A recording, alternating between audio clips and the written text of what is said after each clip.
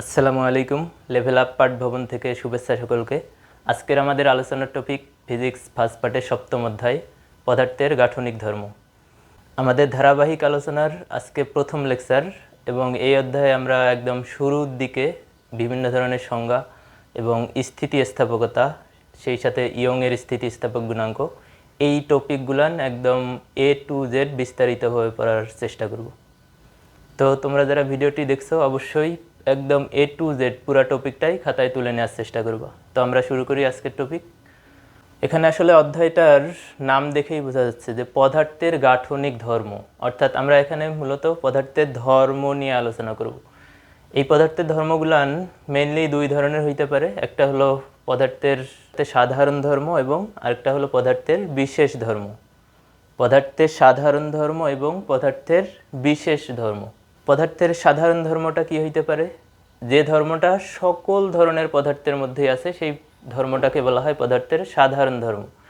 আর যে ধর্মটা সকল পদার্থের মাঝে নাই, কিছু কিছু পদার্থের মাঝে আছে, এই ধর্মটাকে বলা হয় পদার্থের বিশেষ ধর্ম। অর্থাৎ সাধারণ ধর্মটা একদম সব পদার্থের মধ্যেই বিরাজমান এবং যেটা বিশেষ ধর্ম সেটা আসলে বিশেষ বিশেষ কিছু পদার্থের মধ্যেই নিহিত। যেমন আমরা যে লিখি, ম্যাক্সিমামই কিন্তু প্রায় সকল মানুষই ডান হাত দিয়ে লেখে। তাহলে এই যে ডান হাতের লেখা, এই লেখাটাকে আমরা বলবো একটা মানুষের জন্য তার স্বাভাবিক ধর্ম বা সাধারণ ধর্ম। কিন্তু অনেকে তো আবার বাম হাত দিয়েও লিখে, তাহলে লেফট হ্যান্ড দিয়ে যারা লিখে তাদের জন্য ওটা হবে বিশেষ ধর্ম। তো আমরা শুরুতেই দেখে নেই, এই যে পদার্থটা আসলে দুই ধরনের হইতে পারে। পৃথিবীর সমস্ত পদার্থ দুই ধরনের হয়ে থাকে, একটা হলো কঠিন আর একটা হলো প্রবাহী। পৃথিবীর সমস্ত পদার্থকে দুইটি ভাগে ভাগ করা যায় মেইনলি, সেটা হলো একটা হলো কঠিন পদার্থ এবং আরেকটা হলো প্রবাহী। কঠিন পদার্থ আসলে কি? যেটা আসলে প্রবাহিত হইতে পারে না সেটা হলো কঠিন পদার্থ। এই যে এই পেনটা একটা কঠিন পদার্থ, এই পেনটা এখানে রাখলে এটা কোথাও যাবে না, এটা আসলে প্রবাহিত হইতে পারে না, এটাকে বলা হয় কঠিন পদার্থ। এটাকে বাইরে থেকে বল প্রয়োগ না করলে যে জায়গায় আছে ওই জায়গাতেই থাকবে, কঠিন পদার্থ। আর যেটা প্রবাহী সেটা হলো প্রবাহিত হয়, এক জায়গা থেকে আরেক জায়গায় ফ্লো হয়, এক জায়গা থেকে আরেক জায়গায় যেতে পারে, সেটার নাম হলো প্রবাহী। যেমন এক ফোঁটা পানি যদি রাখা হয় সেটা আসলে গড়িয়ে গড়িয়ে চতুর্দিকে পড়ে যায়। তারপর বাতাস প্রবাহী পদার্থ। এই রুমে যদি একটা পারফিউম ছেড়ে দেওয়া হয় এবং এই পারফিউমটা কিন্তু এই রুমের চতুর্দিকে ছড়াই পড়বে, এই পারফিউমটাও হলো একটা প্রবাহী পদার্থ। অবশ্য তোমরা যারা ভিডিওটি দেখছো তারা কিন্তু সুবাসটা পাবা না। এই প্রবাহী পদার্থটাকে আবার দুইটি ভাগে ভাগ করা যায়, একটা হলো সংকোচনীয় আর একটা হলো অসংকোচনীয় পদার্থ। যেটা সংকোচনীয় সেটাকে আমরা বলতেছি গ্যাস, এক্সাম্পল হইতে পারে গ্যাস। আর যেটা অসংকোচনীয় সেটা হলো তরল। অসংকোচনীয় যেটা, সেটাকে আসলে চাপ প্রয়োগ করে সংকুচিত করা যায় না। অসংকোচনীয় বলতে চাপ প্রয়োগ করে যে পদার্থটাকে সংকুচিত করা যায় না সেটাকে বলা হয় অসংকোচনীয় পদার্থ। যেমন তরল, পানিকে চাপ দিয়ে আসলে তেমন উল্লেখযোগ্য সংকুচিত করা যায় না, এই জন্য তরলটা হলো অসংকোচনীয় পদার্থ। কিন্তু যে গ্যাস, এই গ্যাসটাকে কিন্তু চাপ দিলে সেটা সংকুচিত হয়ে যায়, এই কারণে এখানে গ্যাসটা হলো সংকোচনীয় পদার্থ। যেমন আমরা সবাই বয়েলের সূত্র জানি, P সমানুপাতিক 1/v বা V সমানুপাতিক 1/p। এখানে চাপ এবং আয়তন পরস্পর ব্যস্তানুপাতিক। চাপ আমরা যত বাড়াবো, চাপ যদি বাড়ানো হয় তাহলে বস্তুর আয়তন সংকুচিত হয়ে যায়, আয়তন কমে যায়। তাহলে চাপ বাড়ালে আয়তন কমে। এইটা আসলে এই সূত্রটা কোন ক্ষেত্রে প্রযোজ্য? গ্যাসের ক্ষেত্রে বয়েলের সূত্র। গ্যাসের জন্য বয়েলের সূত্র হলো P সমানুপাতিক 1/v বা V সমানুপাতিক 1/p। একটা বাড়ালে আরেকটা কমে যায়। তাহলে এখানে আমাদের গ্যাস হলো সংকোচনীয় পদার্থ, যে গ্যাসকে সংকুচিত করা যায়। অপরদিকে তরল হলো অসংকোচনীয় পদার্থ, কারণ তরলকে সংকুচিত করা যায় না। তাহলে আমাদের পদার্থ হলো দুই ধরনের হয়ে থাকে, কঠিন এবং প্রবাহী। এই প্রবাহীটাকে দুই ভাগে ভাগ করা যায়, সংকোচনীয় এবং অসংকোচনীয়। সংকোচনীয়র এক্সাম্পল হলো গ্যাস, অসংকোচনীয় এক্সাম্পল হলো বিভিন্ন ধরনের তরল। তাহলে এখান থেকেই বলা যায় পদার্থ তিন প্রকার, কঠিন, তরল এবং বায়বীয়। এবং পদার্থের আরও একটা নতুন অবস্থার নাম হলো প্লাজমা অবস্থা, যেটাকে বলা হয় পদার্থের চতুর্থ অবস্থা। পদার্থের তিনটা ভাগ, কঠিন, তরল, গ্যাস, এবং চতুর্থ অবস্থাটার নাম হলো প্লাজমা অবস্থা। এমসিকিউর জন্য মনে রাখতে পারো। এছাড়াও পদার্থের চতুর্থ অবস্থার নাম প্লাজমা অবস্থা, যা উচ্চ তাপমাত্রায় ঘটে এবং আয়নিত অবস্থায় থাকে। তাহলে প্লাজমা অবস্থা উচ্চ তাপমাত্রায় থাকে এবং আয়নিত অবস্থায় থাকে। তোমরা একদম বইয়ের শুরুতেই যে টপিকগুলান পাবা সেটা হলো বিভিন্ন ধরনের বন্ধন, আন্তঃআণবিক দ্রুত এবং আন্তঃআণবিক বল। এই টপিকগুলান আসলে পড়ানোর কিছু নাই। বিভিন্ন ধরনের বন্ড বা বন্ধন তোমরা কেমিস্ট্রিতে প্রায়ই পড়ে থাকো। তারপর আন্তঃআণবিক দ্রুত এবং আন্তঃআণবিক বল, এই পড়ানোগুলান কিন্তু তোমরা একদম ছোটোবেলা থেকেই পড়ে আসতেছো। এখানে একটু খেয়াল করো, বিভিন্ন ধরনের বন্ধন, এই বন্ধনগুলান অনেক ধরনের হইতে পারে। সমযোজী বন্ধন, আয়নিক বন্ধন, ধাতব বন্ধন, ভ্যান ডার ওয়াল বন্ধন। এখানে একটা ইম্পর্টেন্ট লাইন মনে রাখবে তোমরা, যে এই যে বিভিন্ন ধরনের বন্ধন, এই বন্ধনগুলানের মধ্যে সব থেকে বা সর্বাপেক্ষা দুর্বল বন্ধনটার নাম হলো ভ্যান ডার ওয়াল বন্ড বা ভ্যান ডার ওয়ালস বন্ধন। এবং আরেকটা লাইন লিখে রাখতে পারো বা অবশ্যই মনে রাখবা, যে নিষ্ক্রিয় গ্যাসের অণুসমূহ ভ্যান ডার ওয়াল বন্ধনের ফলাফল। আবার রিপিট করি, নিষ্ক্রিয় গ্যাসের অণুসমূহ ভ্যান ডার ওয়াল বন্ধনের ফলাফল। আচ্ছা, আমরা একটু দেখে নিই আন্তঃআণবিক দ্রুত এবং আন্তঃআণবিক বল। এই স্ট্রাকচারটা এখানে কঠিন পদার্থের জন্য, এইটা হলো তরল এবং এইটা হলো গ্যাস। কঠিন, তরল, গ্যাস। তো আমরা জানি কঠিন পদার্থের মাঝে অণুসমূহ খুবই ঘন সন্নিবিষ্ট অবস্থায় থাকে, খুবই কাছাকাছি থাকে। এ কারণে কঠিনের মধ্যে আন্তঃআণবিক দূরত্ব হয় খুবই কম। তরলের মাঝে কণাসমূহ বেশ খানিকটা গ্যাপে গ্যাপে থাকে, কঠিনের থেকে বেশি। এ কারণে তরলের আন্তঃআণবিক দূরত্ব কঠিনের থেকে বেশি, এবং যে গ্যাসের আন্তঃআণবিক দূরত্ব হয় সব থেকে বেশি। এখন যদি আমরা বল নিয়ে বলি, কঠিনের মধ্যে আন্তঃআণবিক বল, এই বলটা হলো সর্বাধিক, সবচেয়ে বেশি। তরলের মধ্যে আন্তঃআণবিক বল বা আন্তঃআণবিক আকর্ষণ বল কঠিনের থেকে কম, অর্থাৎ মাঝামাঝি। এবং গ্যাসের আন্তঃআণবিক বল সব থেকে কম। তাহলে কঠিনের মাঝে আন্তঃআণবিক দূরত্ব হলো সব থেকে কম, কিন্তু আন্তঃআণবিক বলটা সব থেকে বেশি। এবং গ্যাসের ক্ষেত্রে আন্তঃআণবিক দূরত্ব সর্বাধিক, কিন্তু আন্তঃআণবিক বল হলো সবচেয়ে কম বা সর্বনিম্ন। এখানে আমরা পদার্থের দুইটা কণা বিবেচনা করতেছি, পদার্থের যে কোনো দুইটা কণা। তাহলে এই যে পদার্থের যে কোনো দুইটা কণা, এই কণা দুইটা আসলে যে অবস্থায় থাকতে চায়, আমরা ধরে নিলাম পদার্থের কণা দুইটা ঠিক ওই অবস্থায় আছে। এবং এই যে দূরত্ব, এই দূরত্বটাকে তখন বলা হয় আর নট। এই আর নটটার নাম হলো ভারসাম্য দূরত্ব। ভারসাম্য দূরত্ব। তাহলে আর নট হলো একটা দূরত্ব, যেটাকে আমরা বলতেছি ভারসাম্য দূরত্ব। ভারসাম্য দূরত্ব বলতে পদার্থের দুইটা কণা যে অবস্থায় থাকতে চায় ঠিক সেই অবস্থাতেই আছে। তো আমরা ধরে নিলাম এখানে পরস্পর দুইটা কণা যে অবস্থায় থাকতে চায় ঠিক ওই অবস্থাতেই আছে, এবং এই দূরত্বটাকে বলা হয় আর নট। এখন আমরা যদি এই দূরত্বটাকে একটু বাড়াই, এই দূরত্বটাকে যদি একটু বাড়াইতে চাই, তখন আসলে কি হবে? এখানে খেয়াল করে একটু, আমরা এই কণাটাকে বল প্রয়োগ করে এই পর্যন্ত নিয়ে গেলাম, এই পর্যন্ত, অর্থাৎ কণাটা আগে ছিল এখানে, এখান থেকে এখানে নিয়ে যাওয়া হলো। তাহলে এই কণা দুটার মাঝে এখন আকর্ষণ তৈরি হবে নাকি বিকর্ষণ তৈরি হবে? এই দূরত্বটাকে বললাম আমরা আর। কণা দুইটা যে অবস্থায় ছিল ওখান থেকে আমরা আর পরিমাণ সরাইলাম, অর্থাৎ ভারসাম্য দূরত্ব থেকে আর দূরত্বে সরানো হলো। তাহলে এখানে আরটা অবশ্যই বড় আর নডের থেকে, আরটা হলো আর নডের থেকে বেশি। তাই যদি হয় তাহলে এখানে আকর্ষণ বল অনুভব হবে, আকর্ষণ বল।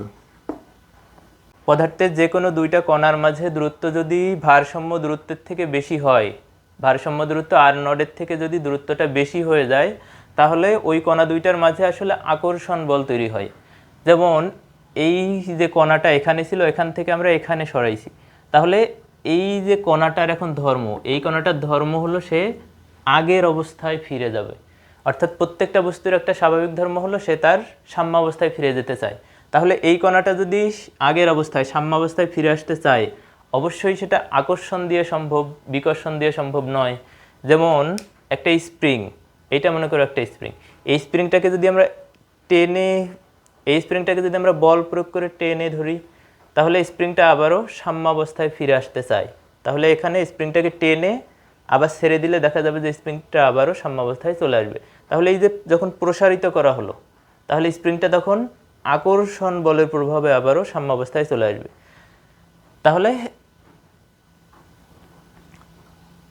তাহলে এখানে যদি ভারসাম্য দূরত্ব আর নডের থেকে দূরত্বটা বেশি হয়ে যায়, তাহলে এখানে আসলে আকর্ষণ বল তৈরি হবে এবং ওই আকর্ষণ বলের প্রভাবে কণাটা আবারও সাম্যাবস্থায় ফিরে আসতে যাবে।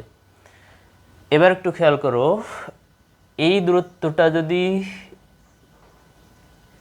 এই ভারসাম্য দূরত্বটা যদি এবার আরো কমে যায় তখন কি হবে? এই কণা দুইটাকে যদি আমরা আরো কাছাকাছি নিয়ে আসি, কণা দুইটা যে অবস্থায় ছিল ওই অবস্থা থেকে যদি আরো কাছাকাছি নিয়ে আসি, তখন কি হবে? এই অবস্থায় যেটা ঘটবে সেটা হলো এখানে কিন্তু আর এর থেকেও আর নটটাই বেশি, এখানে বিকর্ষণ বল তৈরি হবে। তাহলে আমাদের এবার দূরত্ব হলো আর, কণা দুইটা আর নট দূরত্বে ছিল, এখান থেকে আমরা আরো সংকুচিত করে নিয়ে আসলাম, আরো কাছাকাছি নিয়ে আসলাম। তাহলে আর দূরত্বটা আর নটের থেকেও কম, যদি কম হয় সেখানে বিকর্ষণ বল তৈরি হবে। এই বিষয়টা স্প্রিং এর ক্ষেত্রে কেমন হইতে পারে? একটা স্প্রিংকে যদি আমরা বল প্রয়োগ করে সংকুচিত করি, সংকুচিত করলে এবং সংকুচিত করে যদি এটাকে আমরা ছেড়ে দেই, তাহলে দেখা যাবে যে এটা বিকর্ষণ বলের প্রভাবে কিন্তু স্প্রিংটা আবারও আগের জায়গায় চলে আসবে। স্প্রিংটাকে যদি সংকুচিত করা হয় তাহলে বিকর্ষণ বল ওখানে তৈরি হবে এবং সেই বিকর্ষণ বলের প্রভাবে স্প্রিংটা আবারও আগের জায়গায় সরে যাবে। এই দূরত্বটাকে যদি আমরা কমায় নিয়ে আসি, তাহলে এখানে একটা বিকর্ষণ বল তৈরি হবে এবং সেই বিকর্ষণ বলের প্রভাবেই কিন্তু বস্তুটা আবারও আগের জায়গায় চলে যাবে। তাহলে এখানে আমাদের বস্তুটা ছিল আসলে এখানে, এই যে দুইটা বস্তু, এই কণা এবং এই কণা, বস্তুটা আসলে এই জায়গায় এবং এই জায়গায় থাকতে চায়, এইটা হলো তার ভারসাম্য দূরত্ব। কিন্তু এখান থেকে যখন আমরা কণাটাকে এই জায়গায় নিয়ে আসলাম, সংকুচিত করলাম, তখন কিন্তু এখানে একটা বিকর্ষণ বল তৈরি হবে এবং সেই বিকর্ষণ বলের প্রভাবেই কিন্তু বস্তুটা আবারও আগের জায়গায় ফিরে যাবে। অবশ্যই এখানে আকর্ষণ তৈরি হবে না, যদি এখানে আকর্ষণ তৈরি হয় তাহলে তো আরও কাছাকাছি চলে আসবে, সেটা আসলে পসিবল না। এখানে অবশ্যই একটা বিকর্ষণ বল তৈরি হবে এবং সেই বিকর্ষণ বলের প্রভাবে বস্তুটা আগের জায়গায় চলে যাবে বা তার সাম্যাবস্থায়, বস্তুটা যে জায়গায় যেতে চায় সেই জায়গায় চলে যাবে। তাহলে মোট কথা হলো আমাদের এই যে ভারসাম্য দূরত্ব আর নট, আর এবং আর নট যদি সমান হয়, আমাদের এই আর নট দূরত্বটা যদি বা আর দূরত্বটা যদি আর নটের সমান হয়, ভারসাম্য দূরত্বের সমান হয়, তাহলে এখানে আসলে নিট বল শূন্য বা আকর্ষণ বা বিকর্ষণ বল শূন্য, এখানে আসলে কোনো বলই থাকবে না। এখন যদি কোনোভাবেই আরটা বেশি হয়ে যায়, দুইটা কণা যে অবস্থায় থাকতে চায় সেই অবস্থা থেকে যদি দূরত্বটা বেশি হয়, তাহলে সেখানে আকর্ষণ বল তৈরি হবে এবং যদি দূরত্বটা কমে যায় সেখানে অবশ্যই বিকর্ষণ বল তৈরি হবে এবং সেই বিকর্ষণ বলের প্রভাবে বস্তুটা আবারও আগের জায়গায় চলে যাবে বা সাম্যাবস্থায় চলে যাবে। আমরা এতক্ষণ ধরে যে টপিকটা পড়লাম এই টপিকটারই একটা গ্রাফিক্যাল রিপ্রেজেন্টেশন দেখব।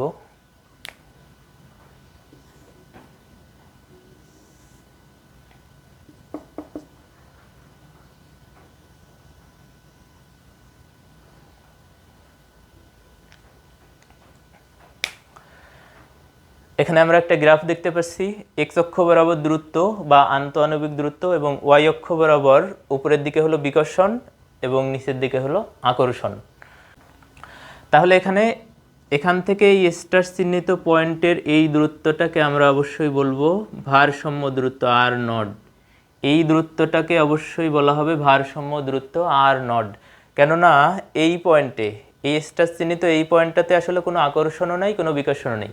এক্স একদম এক্স অক্ষের উপর পয়েন্টটা অবস্থিত, এই পয়েন্টটা এক্স অক্ষের উপর অবস্থিত, এখানে একদম আকর্ষণ বা বিকর্ষণ বল দুটারই মান কিন্তু শূন্য। তাহলে এখানে নিট আকর্ষণ বা বিকর্ষণ শূন্য, তাহলে এই দূরত্বটা বোঝাবে ভারসাম্য দূরত্ব, এই দূরত্বটা হবে ভারসাম্য দূরত্ব। তাহলে এই যে ভারসাম্য দূরত্ব, এই স্টার চিহ্নিত বিন্দুটাকে যদি আমরা আরও কাছাকাছি নিয়ে আসি, বিন্দুটাকে যদি আমরা আরও কাছাকাছি নিয়ে আসি, তখন আসলে সেখানে বিকর্ষণ বল তৈরি হবে। কারণ এই বিন্দুটাকে যখন আমরা আর নডের থেকে আরও কাছাকাছি নিয়ে আসলাম, আর নডের থেকে এখানে দূরত্বটা যখন কমানো হলো, তখন এখানে বিকর্ষণ বল তৈরি হলো। এখানে বিকর্ষণ বলের মান এতটুকু। আবার এই পয়েন্টটাকে যদি আমরা আরও কাছাকাছি নিয়ে আসি, আরও কাছাকাছি যদি নিয়ে আসি, এখানে আরও বিকর্ষণ তৈরি হবে। আরও কাছাকাছি যদি নিয়ে আসি, এখানে বিকর্ষণ বলের মান আরও তৈরি হবে। আরও যদি কাছাকাছি নিয়ে আসা হয়, এখানে বিকর্ষণ বলের মান আরও বাড়তে থাকবে। অর্থাৎ দুইটা বস্তু যে ভারসাম্য দূরত্বে আছে, সেখান থেকে যদি দূরত্বটা ধীরে ধীরে কমানো হয়, বিকর্ষণ বলের মানটা কিন্তু ততই বৃদ্ধি পাবে। যেমন একটা স্প্রিংকে যদি আমরা একটু সংকুচিত করি, সেটা ধীরে ধীরে সরে যাবে। যদি আমরা বেশি পরিমাণ সংকুচিত করে ছেড়ে দেই, সেটা দেখা যাবে যে খুব দ্রুতই সরে যাবে। তাহলে এখানে আমরা ভারসাম্য দূরত্বটা যত কমাবো, তার বিপরীতে বিকর্ষণ বলের মানটা কিন্তু তত বেশি বাড়বে। তাহলে এখানে আমরা গ্রাফে তাই দেখতে পাচ্ছি। এখানে একদম ভারসাম্য দূরত্ব ছিল আর নট, সেখান থেকে আমরা দূরত্বটা যত কমাচ্ছি, এইদিকে যত দূরত্ব কমাচ্ছি, এইদিকে বিকর্ষণ বলের মানটা কিন্তু ধীরে ধীরে ততই বাড়তেছে। তাহলে এর বিপরীতটা কি হইতে পারে? এখানে ভারসাম্য দূরত্ব আর নট, এই দূরত্বের থেকে, এই আর নট দূরত্ব থেকে যদি দূরত্বটা আরও বাড়ানো হয়, কণাটা ছিল এখানে, এই কণাটাকে যদি এখানে সরানো হয়, তাহলে কি ঘটবে? এখানে যদি সরানো হয়, তাহলে এখানে এইদিকে আকর্ষণ বলের মানটা কিন্তু বৃদ্ধি পাবে। এই যে গ্রাফে আকর্ষণ, এইদিকে আকর্ষণ বলের মান এতটুকু, আকর্ষণ বল। এই কণাটাকে যদি আমরা আরও সরাই, আরও যদি সরানো হয়, তাহলে এখানে আকর্ষণ বলের মানটা আরও বৃদ্ধি পাবে। অর্থাৎ ভারসাম্য দূরত্ব থেকে যত সরানো হবে, আকর্ষণ বলের মানটা ততই বৃদ্ধি পেতে থাকবে। আমরা যদি আরও সরাই, এখানে আকর্ষণ বলের মানটা আরও একটু বৃদ্ধি পেতে থাকবে। এবং এই আকর্ষণ বলটা কিন্তু এরপর ধীরে ধীরে ধীরে ধীরে কমতেছে। অর্থাৎ এই কণার মাঝে দূরত্বটা যদি আরও কমানো হয়, এবার আকর্ষণ বল কমতেছে, কমতে কমতে একসময় শূন্য হয়ে যাবে। কারণ এই আকর্ষণ বলটা কিন্তু সারা জীবন বাড়তেই থাকবে না। একটা সময় গিয়ে সর্বোচ্চ হবে, আবার ধীরে ধীরে কমে কমে একটা সময় গিয়ে শূন্য হবে। আমরা এখানে ধরে নিই এই দুটো আসলে চুম্বক। এই চুম্বকটাকে যদি আমরা এখান থেকে একটু সরাই, তাহলে দেখা যাবে যে এখানে আকর্ষণ বলের মানটা আরও বৃদ্ধি পাবে। আরও যদি সরাই, আকর্ষণ বল আরও বাড়বে, আরও সরালে আকর্ষণ বল আরও বাড়বে। কিন্তু এটা কি, যদি আমরা সরাইতে সরাইতে অনেক দূরে নিয়ে যাই, তাহলে তো আকর্ষণ বলটা থাকবে না, আকর্ষণ বলটা একসময় ভেনিশ হয়ে যাবে। তাহলে একটা জায়গা পর্যন্ত এর আকর্ষণ থাকবে, এবং দূরত্বটা যদি একদম বেশি পরিমাণ সরানো হয়, তাহলে আকর্ষণ বলটা কিন্তু একসময় হারিয়ে যাবে বা শেষ হয়ে যাবে। তাহলে এখানে ভারসাম্য দূরত্ব থেকে যদি কণাটাকে আমরা ধীরে ধীরে সরাইতে থাকি, আকর্ষণ বলের মানটা ধীরে ধীরে বাড়তে থাকবে, একটা পর্যায়ে গিয়ে সর্বোচ্চ হবে। এবং দূরত্বটা যদি আরও বাড়ানো হয়, তাহলে কিন্তু আকর্ষণ বলটা ধীরে ধীরে কমে কমে কমে কমে একসময় শূন্য হয়ে যাবে। তাহলে আমাদের আন্তঃআণবিক দূরত্ব, এই দিকে থাকবে বিকর্ষণ, এই দিকে থাকবে আকর্ষণ। অর্থাৎ ভারসাম্য দূরত্ব আর নডের থেকে যদি দূরত্বটা আমরা যতই কমাবো, বিকর্ষণ বলের মানটা ততই বাড়তে থাকবে।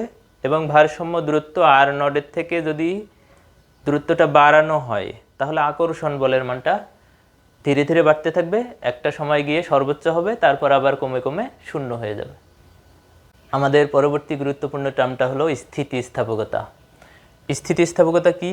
বাহ্যিক বল প্রয়োগে যদি বস্তুর আকারের পরিবর্তন ঘটে এবং বল সরিয়ে নিলে যে ধর্মের জন্য বস্তু পূর্বাবস্থায় ফিরে আসে, সেই ধর্মকে বলা হয় স্থিতিস্থাপকতা। তাহলে স্থিতিস্থাপকতা আসলে বস্তুর একটা ধর্মের নাম। তাহলে বাহ্যিক বল প্রয়োগে যদি বস্তুর আকারের পরিবর্তন ঘটে এবং ওই বলটা সরাই নিলে বস্তুটা আবারও আগের অবস্থায় ফিরে আসে, এই যে ফিরে আসার যে প্রবণতা বা ধর্ম, এই ধর্মটাকেই আসলে বলা হয় স্থিতিস্থাপকতা। যেমন এই যে একটা পেন, এই পেনটাকে বাহ্যিক যদি বল প্রয়োগ করা হয়, বাইরে থেকে যদি বল প্রয়োগ করা হয়, তাহলে এর আকারের পরিবর্তন ঘটে, এই পেনটা বাঁকা হয়ে যায়। এবং এই যে বলটা যখন আমরা সরাই নিলে কিন্তু আবারও সোজা হয়ে গেল, আবারও সে আগের অবস্থায় ফিরে গেল। তাহলে এই যে ফিরে আসার যে ধর্ম, এই ধর্মটাকেই বলা হয় স্থিতিস্থাপকতা। তাহলে বাহ্যিক বল প্রয়োগের ফলে বস্তুর আকারের পরিবর্তন ঘটে এবং এই বলটা সরাই নিলে আবারও বস্তুটা আগের অবস্থায় ফিরে আসে, এই ফিরে আসার প্রবণতা বা ধর্মটাকেই বলা হয় স্থিতিস্থাপকতা। এবং এই যে স্থিতিস্থাপকতা, এটা আসলে স্থিতিস্থাপকতা সকল পদার্থের একটা সাধারণ ধর্ম। সকল পদার্থই আসলে তার স্বাভাবিক অবস্থায় বা আগের অবস্থায় থাকতে চায়। তাহলে স্থিতিস্থাপকতা হলো সকল পদার্থের জন্য সাধারণ ধর্ম। এবং এই স্থিতিস্থাপকতার উৎস হলো আন্তঃআণবিক আকর্ষণ কিংবা বিকর্ষণ। আন্তঃআণবিক দূরত্ব একটু আগেই আমরা পড়লাম যে ভারসাম্য দূরত্ব থেকে যদি বেশি পরিমাণ সরানো হয়, ভারসাম্য দূরত্ব থেকে যদি কণাটাকে বেশি পরিমাণ সরানো হয় তাহলে সেটা আকর্ষণের মাধ্যমে আবারও আগের অবস্থায় ফিরে আসতে চায়। এই যে আগের অবস্থায় ফিরে আসতে চাওয়ার যে ধর্ম, আকর্ষণ বলের প্রভাবে যে ফিরে আসতে চাওয়ার ধর্ম, এই ধর্মটাই হলো স্থিতিস্থাপকতা। আবারও ভারসাম্য দূরত্ব থেকে যদি দূরত্বটা কমানো হয় তাহলে এবার আগের জায়গায় যেতে চাইলে বিকর্ষণ করে যাইতে হবে। তাহলে এই যে বিকর্ষণ, এই বিকর্ষিত হওয়ার ধর্মটার নামই হলো স্থিতিস্থাপকতা। তাহলে আকর্ষণের প্রভাবেও আগের জায়গায় আসতে পারে, আবার বিকর্ষণ করেও আগের জায়গায় যাইতে পারে। তাহলে তাহলে আমাদের এই স্থিতিস্থাপকতার উৎস হলো আন্তঃআণবিক আকর্ষণ কিংবা বিকর্ষণ। এর প্রভাবেই বস্তুটা তার সাম্যাবস্থায় ফিরে আসে। এই সাম্যাবস্থায় ফিরে আসার প্রবণতা বা ধর্মটার নামই হলো স্থিতিস্থাপকতা। তারপর দেখো পূর্ণ স্থিতিস্থাপক বস্তু। এই পূর্ণ স্থিতিস্থাপক বস্তুর সংজ্ঞা কি হবে? বাহ্যিক বল প্রয়োগে যদি বস্তুর আকারের পরিবর্তন ঘটে এবং বলটা অপসারণের ফলে যদি বস্তুটা পুরাপুরিভাবে সম্পূর্ণরূপে আগের অবস্থায় ফিরে আসে তাহলে সেটাকেই আমরা বলবো পূর্ণ স্থিতিস্থাপক বস্তু। সংজ্ঞাটা এটার মতো করেই হবে। বাহ্যিক বল প্রয়োগে যদি বস্তুর আকারের পরিবর্তন ঘটে এবং বল অপসারণের ফলে যদি বস্তুটা সম্পূর্ণরূপে আগের অবস্থায় ফিরে আসে তাহলে সেই বস্তুটাকেই বলা হবে পূর্ণ স্থিতিস্থাপক বস্তু। এরপর আমরা আসি স্থিতিস্থাপক সীমা। এই স্থিতিস্থাপকতা কিন্তু সারা জীবন ধরে ঘটতে থাকবে না, অর্থাৎ বল প্রয়োগ করলাম স্থিতিস্থাপকতা থাকলো, আরও বেশি বল প্রয়োগ করলাম স্থিতিস্থাপকতা থাকলো, কিন্তু অতিরিক্ত পরিমাণ বল প্রয়োগ করলে কিন্তু এই স্থিতিস্থাপকতা ধর্মটা নাও থাকতে পারে। অর্থাৎ এই স্থিতিস্থাপকতা ধর্মের একটা লিমিটেশন আছে, সেটাই হলো স্থিতিস্থাপক সীমা। প্রযুক্ত বাহ্যিক বলের যে সর্বোচ্চ বা ঊর্ধ্ব সীমা পর্যন্ত কোনো বস্তু পূর্ণ স্থিতিস্থাপক থাকে তাকে স্থিতিস্থাপক সীমা বলে। প্রযুক্ত বাহ্যিক বলের সর্বোচ্চ যতদূর পর্যন্ত বা সর্বোচ্চ যে পরিমাণ বল প্রয়োগের ফলে বস্তুটা পূর্ণ স্থিতিস্থাপক থাকে সেটাকেই বলা হয় স্থিতিস্থাপক সীমা, বা বলের ওই সর্বোচ্চ মানটাকে বলা হয় স্থিতিস্থাপক সীমা। এবং এই সর্বোচ্চ মানটার থেকেও যদি বেশি পরিমাণ বল প্রয়োগ করা হয় তাহলে বস্তুটা তখন আর পুরাপুরিভাবে পূর্বের অবস্থায় ফিরে আসবে না। এই যে আমরা এই বস্তুটাকে বল প্রয়োগ করতেছি, বলটা অপসারণ করলে পূর্বের অবস্থায় পুরোপুরিভাবে ফিরে আসলো, আরও একটু বেশি বল প্রয়োগ করলে আবারও কিন্তু পূর্বের অবস্থায় ফিরে আসলো। কিন্তু এর থেকেও যদি বেশি পরিমাণ বল প্রয়োগ করা হয় তাহলে বস্তুটা আর পুরোপুরিভাবে পূর্বের অবস্থায় ফিরে যাবে না। এই লিমিটেশনটাকে বলা হয় স্থিতিস্থাপক সীমা। তাহলে আমরা যদি বেশি পরিমাণ বল প্রয়োগ করে ফেলি, এখন বল প্রয়োগ করতে করতে বেশি পরিমাণ যদি বল প্রয়োগ করে ফেলি, এই যে পেনটা কিন্তু বাঁকা হয়ে গেল, আমরা কিন্তু স্থিতিস্থাপক সীমার থেকেও এই পেনটাকে বেশি পরিমাণ বল প্রয়োগ করে ফেলছি। বেশি পরিমাণ বল প্রয়োগ করাতে এই পেনটা এখন আর পুরোপুরিভাবে আগের অবস্থায় ফিরে গেল না। তাহলে স্থিতিস্থাপক সীমার থেকে বেশি পরিমাণ বল প্রয়োগ করলে সেটা কিন্তু আর পুরোপুরিভাবে আগের অবস্থায় ফিরে যাবে না। তাহলে সর্বোচ্চ যে বলের জন্য বস্তুটা পুরোপুরিভাবে স্থিতিস্থাপক থাকবে বা পুরোপুরিভাবে আগের অবস্থায় ফিরে আসবে, বলের সেই সর্বোচ্চ মানটাকেই বলা হবে স্থিতিস্থাপক সীমা। এবং এই স্থিতিস্থাপক সীমা যেহেতু বল দ্বারাই নির্ধারণ হয়, এ কারণে স্থিতিস্থাপক সীমার এককটা হবে নিউটন। স্থিতিস্থাপক সীমার একক হলো নিউটন। এবারে আমরা দেখে নিই স্থিতিস্থাপক ক্লান্তি বলতে আমরা কি বুঝি। স্থিতিস্থাপক ক্লান্তি কোনো বস্তুর উপর পীড়নের দ্রুত হ্রাস বৃদ্ধির ফলে বস্তুর স্থিতিস্থাপকতা লোপ পাওয়াকে বলা হয় স্থিতিস্থাপক ক্লান্তি। এই পীড়ন কি এইটা আমরা একটু পরেই বিস্তারিত পড়ব, আপাতত মনে রাখো পীড়নটাও হলো এক ধরনের বল। একক ক্ষেত্রফলের উপর উদ্ভূত বাধাদানকারী বলের নাম হলো পীড়ন। তাহলে এখানে পীড়নটা আসলে এক ধরনের বল। তাহলে কোনো বস্তুর উপর পীড়নের দ্রুত হ্রাস বৃদ্ধির ফলে বস্তুর স্থিতিস্থাপকতা লোপ পাওয়াকে বা স্থিতিস্থাপকতা ধর্ম হারানোকে বলা হয় তার স্থিতিস্থাপক ক্লান্তি। আমরা একটা বস্তুকে যদি ক্রমাগত বল প্রয়োগ করে টানতেই থাকি ক্রমাগত, তাহলে দেখা যাবে যে বস্তুটা আগে যেভাবে আগের অবস্থায় ফিরে আসছিল এখন আর ওইভাবে আগের অবস্থায় ফিরে আসে না। এখানে আমাদের এই পেনটার উপর যদি আমরা ক্রমাগত বল প্রয়োগ করতেই থাকি, এই বস্তুটাকে বল প্রয়োগ করতেই থাকলে কিন্তু দেখা যাবে যে এই পেনটার আগের অবস্থায় ফিরে আসার প্রবণতাটা লোপ পাবে বা হ্রাস পাবে। এই হ্রাস পাওয়াটাকেই বলা হয় ওই বস্তুটার জন্য স্থিতিস্থাপক ক্লান্তি। তাহলে কোনো বস্তুর উপর পীড়নের দ্রুত হ্রাস বৃদ্ধির ফলে স্থিতিস্থাপকতা ধর্ম লোপ পাওয়াকে বলা হয় স্থিতিস্থাপক ক্লান্তি। বা একটা রাবারকে যদি আমরা ক্রমাগত বল প্রয়োগ করে টানতেই থাকি তাহলে দেখা যাবে যে প্রথমে টানলাম আগের অবস্থায় ফিরে আসলো, আবার টানলাম আগের অবস্থায় ফিরে আসলো, এভাবে বারবার টানতেই থাকলে বস্তুটা কিন্তু আর আগের অবস্থায় ফিরে যাবে না অতি সহজে।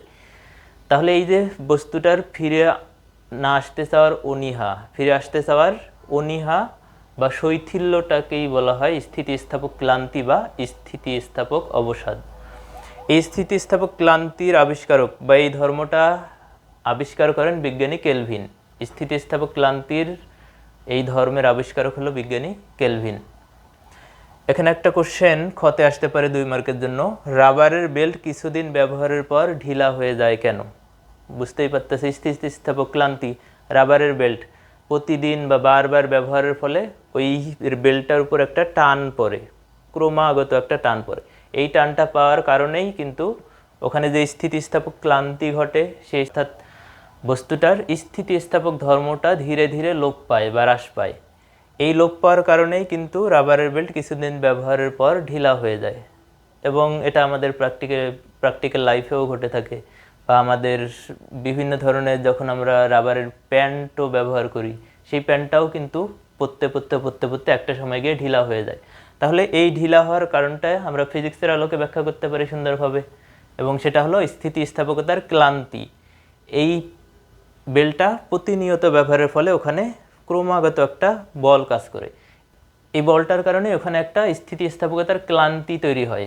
স্থিতিস্থাপকতার ক্লান্তি মানে সেখানে স্থিতিস্থাপক ধর্মটাই আসলে লোপ পায় বা হ্রাস পায়। স্থিতিস্থাপক ধর্মটা লোপ পাওয়ার কারণে বা হ্রাস পাওয়ার কারণে বস্তুটা আর পূর্বের অবস্থায় সহজে ফিরে আসতে চায় না। এই কারণে বস্তুগুলান ঢিলা হয়ে যায়, বা এখানে রাবারের বেলটা ঢিলা হয়ে যায়। এরপর আসি আমরা রিজিড বডি বা দৃঢ় বস্তু। রিজিড বডি বা দৃঢ় বস্তু, ইংলিশ নামটা মনে রাখা ভালো। এর আগে আমরা যে টপিকটা পড়লাম স্থিতিস্থাপকতা, সেটাকে ইংলিশে বলা হয় ইলাস্টিসিটি বা স্থিতিস্থাপকতা। তাহলে এখানে এরপর আমরা দেখি রিজিড বডি বা দৃঢ় বস্তু। বল প্রয়োগ করে একে আসলে বিকৃতই করা যায় না। যেটা রিজিড বডি বা দৃঢ় বস্তু, বস্তুটাকে বল প্রয়োগ করলে সেটা বিকৃতই হয় না। এই যে বল প্রয়োগ করলাম, এই বস্তুটা বিকৃতই হচ্ছে না, তাহলে এই বস্তুটা হবে রিজিড বডি। এবং তার একটা এক্সাম্পল হলো কাঁচ এবং ইস্পাত। মোটামুটিভাবে কাঁচ এবং ইস্পাতকে ধরা হয় রিজিড বডি। কাঁচকে যদি আমরা বল প্রয়োগ করে বিকৃত করতে চাই, এর যদি আকার আকৃতির পরিবর্তন করতে চাই, এই কাঁচ তো বিকৃত হবেই না, বরং ভেঙে যাবে। তাহলে এই ধরনের বস্তুগুলানকে বলা হয় রিজিড বডি বা দৃঢ় বস্তু। আসলে প্রকৃতির কোনো বস্তুই আসলে পূর্ণ দৃঢ় বস্তু নয়। বল প্রয়োগের ফলে প্রত্যেক বস্তুরই কিন্তু কোনো না কোনো বিকৃতি ঘটে থাকে। কাঁচ এবং ইস্পাত একটু না একটু হলেও তার বিকৃতি ঘটবে। এ কারণে প্রকৃতির কোনো বস্তুই পূর্ণ দৃঢ় বস্তু নয়। কিন্তু এক্সাম্পল হিসাবে কাঁচ এবং ইস্পাতকে দৃঢ় বস্তু হিসাবে ধরা হয়, কিন্তু তারাও আসলে প্রকৃতপক্ষে পূর্ণ দৃঢ় বস্তু হবে না। আমাদের নেক্সট ডেফিনেশন নমনীয় বস্তু বা প্লাস্টিক বডি। নমনীয় বস্তু বলতে আমরা কী বুঝি? বিকৃতিকারী বল অপসারণের ফলে যদি বস্তুর পূর্বের অবস্থার পুনঃপ্রাপ্তি না ঘটে, আগের অবস্থায় যদি ফিরে না আসে, তাহলে সেই বস্তুগুলোকে বলা হয় প্লাস্টিক বডি বা নমনীয় বস্তু। এবং বস্তুর এই ধর্মকে বলা হয় নমনীয়তা, এবং এই বস্তুটাকে অস্থিতিস্থাপক বস্তুও বলা হয়। বল প্রয়োগের ফলে যদি বস্তুর আকারের পরিবর্তন হয় এবং সেটা যদি পূর্বের অবস্থায় ফিরে আসে, তাহলে সেটাকে বলা হয় স্থিতিস্থাপক বস্তু। আবার বল প্রয়োগের ফলে আকারের পরিবর্তন হলো, কিন্তু সেটা যদি আর পূর্বের অবস্থায় ফিরে না আসে, তখন সেটাকে বলা হয় অস্থিতিস্থাপক বস্তু। এবং এই যে ফিরে না আসার ধর্ম, এই ধর্মটাকে বলা হয় নমনীয়তা।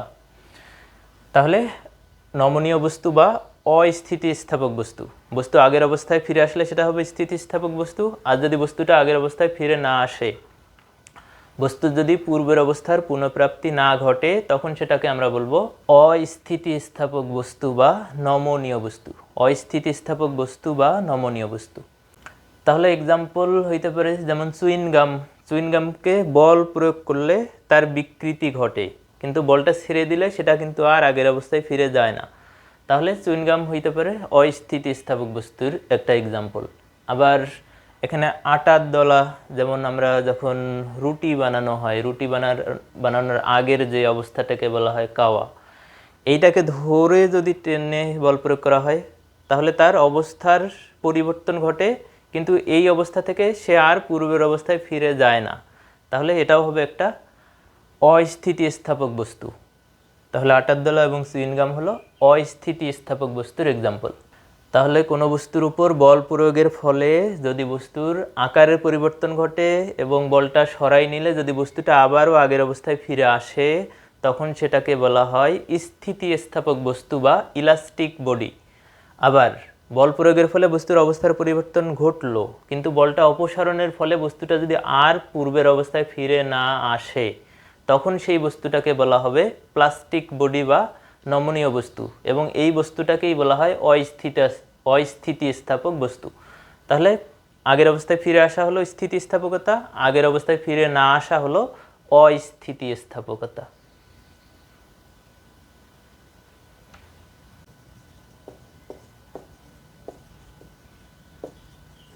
আমাদের পরবর্তী ইম্পর্টেন্ট টার্মটা হলো বিকৃতি।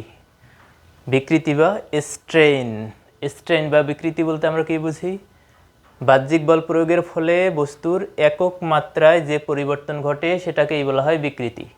এই বিকৃতি নামটা শুনেই বোঝা যাচ্ছে যে বস্তুর অবস্থার পরিবর্তন ঘটে, যে কোনোভাবে তার অবস্থার পরিবর্তন হবে, অর্থাৎ বস্তুটা বিকৃত হয়ে যাবে। তাহলে বাহ্যিক বল প্রয়োগের ফলে বস্তুর একক মাত্রায় যে পরিবর্তন ঘটে সেটাকে বলা হয় বিকৃতি। এই একক মাত্রা বলতে সেটা দৈর্ঘ্য, প্রস্থ, উচ্চতায় হইতে পারে, আয়তনে হইতে পারে, বা আকারের পরিবর্তন হইতে পারে, অর্থাৎ যে কোনোভাবেই পরিবর্তন হইতে পারে।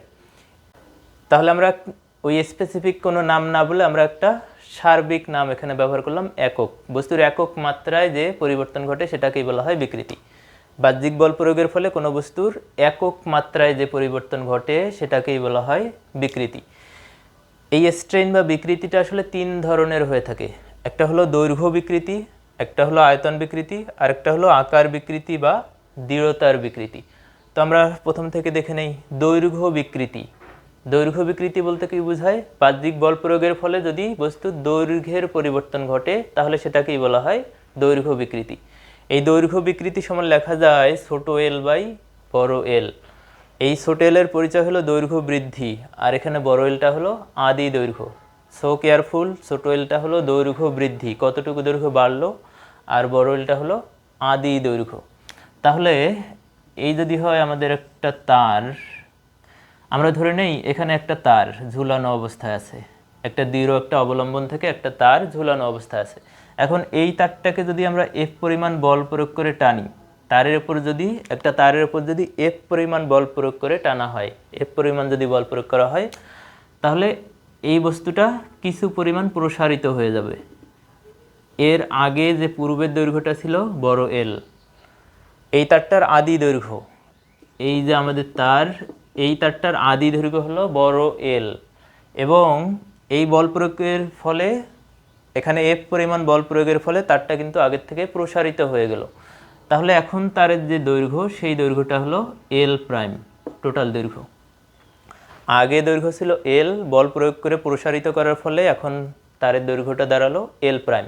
তাহলে তারের বৃদ্ধি কতটুকু হলো? তারের দৈর্ঘ্য বৃদ্ধি, সেটাকে যদি আমরা ধরে নেই ছোট এল, তাহলে ছোট এল সমান এখানে হবে এল প্রাইম মাইনাস এল। এই পুরা দৈর্ঘ্যটা থেকে যদি আমরা এল বাদ দেই, অর্থাৎ এল প্রাইম থেকে এল বাদ দিলে এখানে থাকবে ছোট এল। এলটাকেই বলা হয় দৈর্ঘ্য বৃদ্ধি, এল প্রাইম মাইনাস এল, এইটুকু হলো দৈর্ঘ্য বৃদ্ধি। তাহলে এখানে এই এতটুকু হলো আমাদের এল, ছোট এল। এই ছোট এলটা হলো দৈর্ঘ্য বৃদ্ধি। আগে ছিল বড় এল আদি দৈর্ঘ্য, ওখান থেকে যতটুকু পরিমাণ বৃদ্ধি পাইলো সেটা হলো দৈর্ঘ্য বৃদ্ধি, বা আমরা বলতে পারি দৈর্ঘ্যের পরিবর্তন এক কথায়। কারণ এই পরিবর্তনটা বৃদ্ধিও হইতে পারে, আবার তারটা কিন্তু সংকুচিতও হইতে পারে। তারটাকে বল প্রয়োগ করে সংকুচিতও করা যাইতে পারে।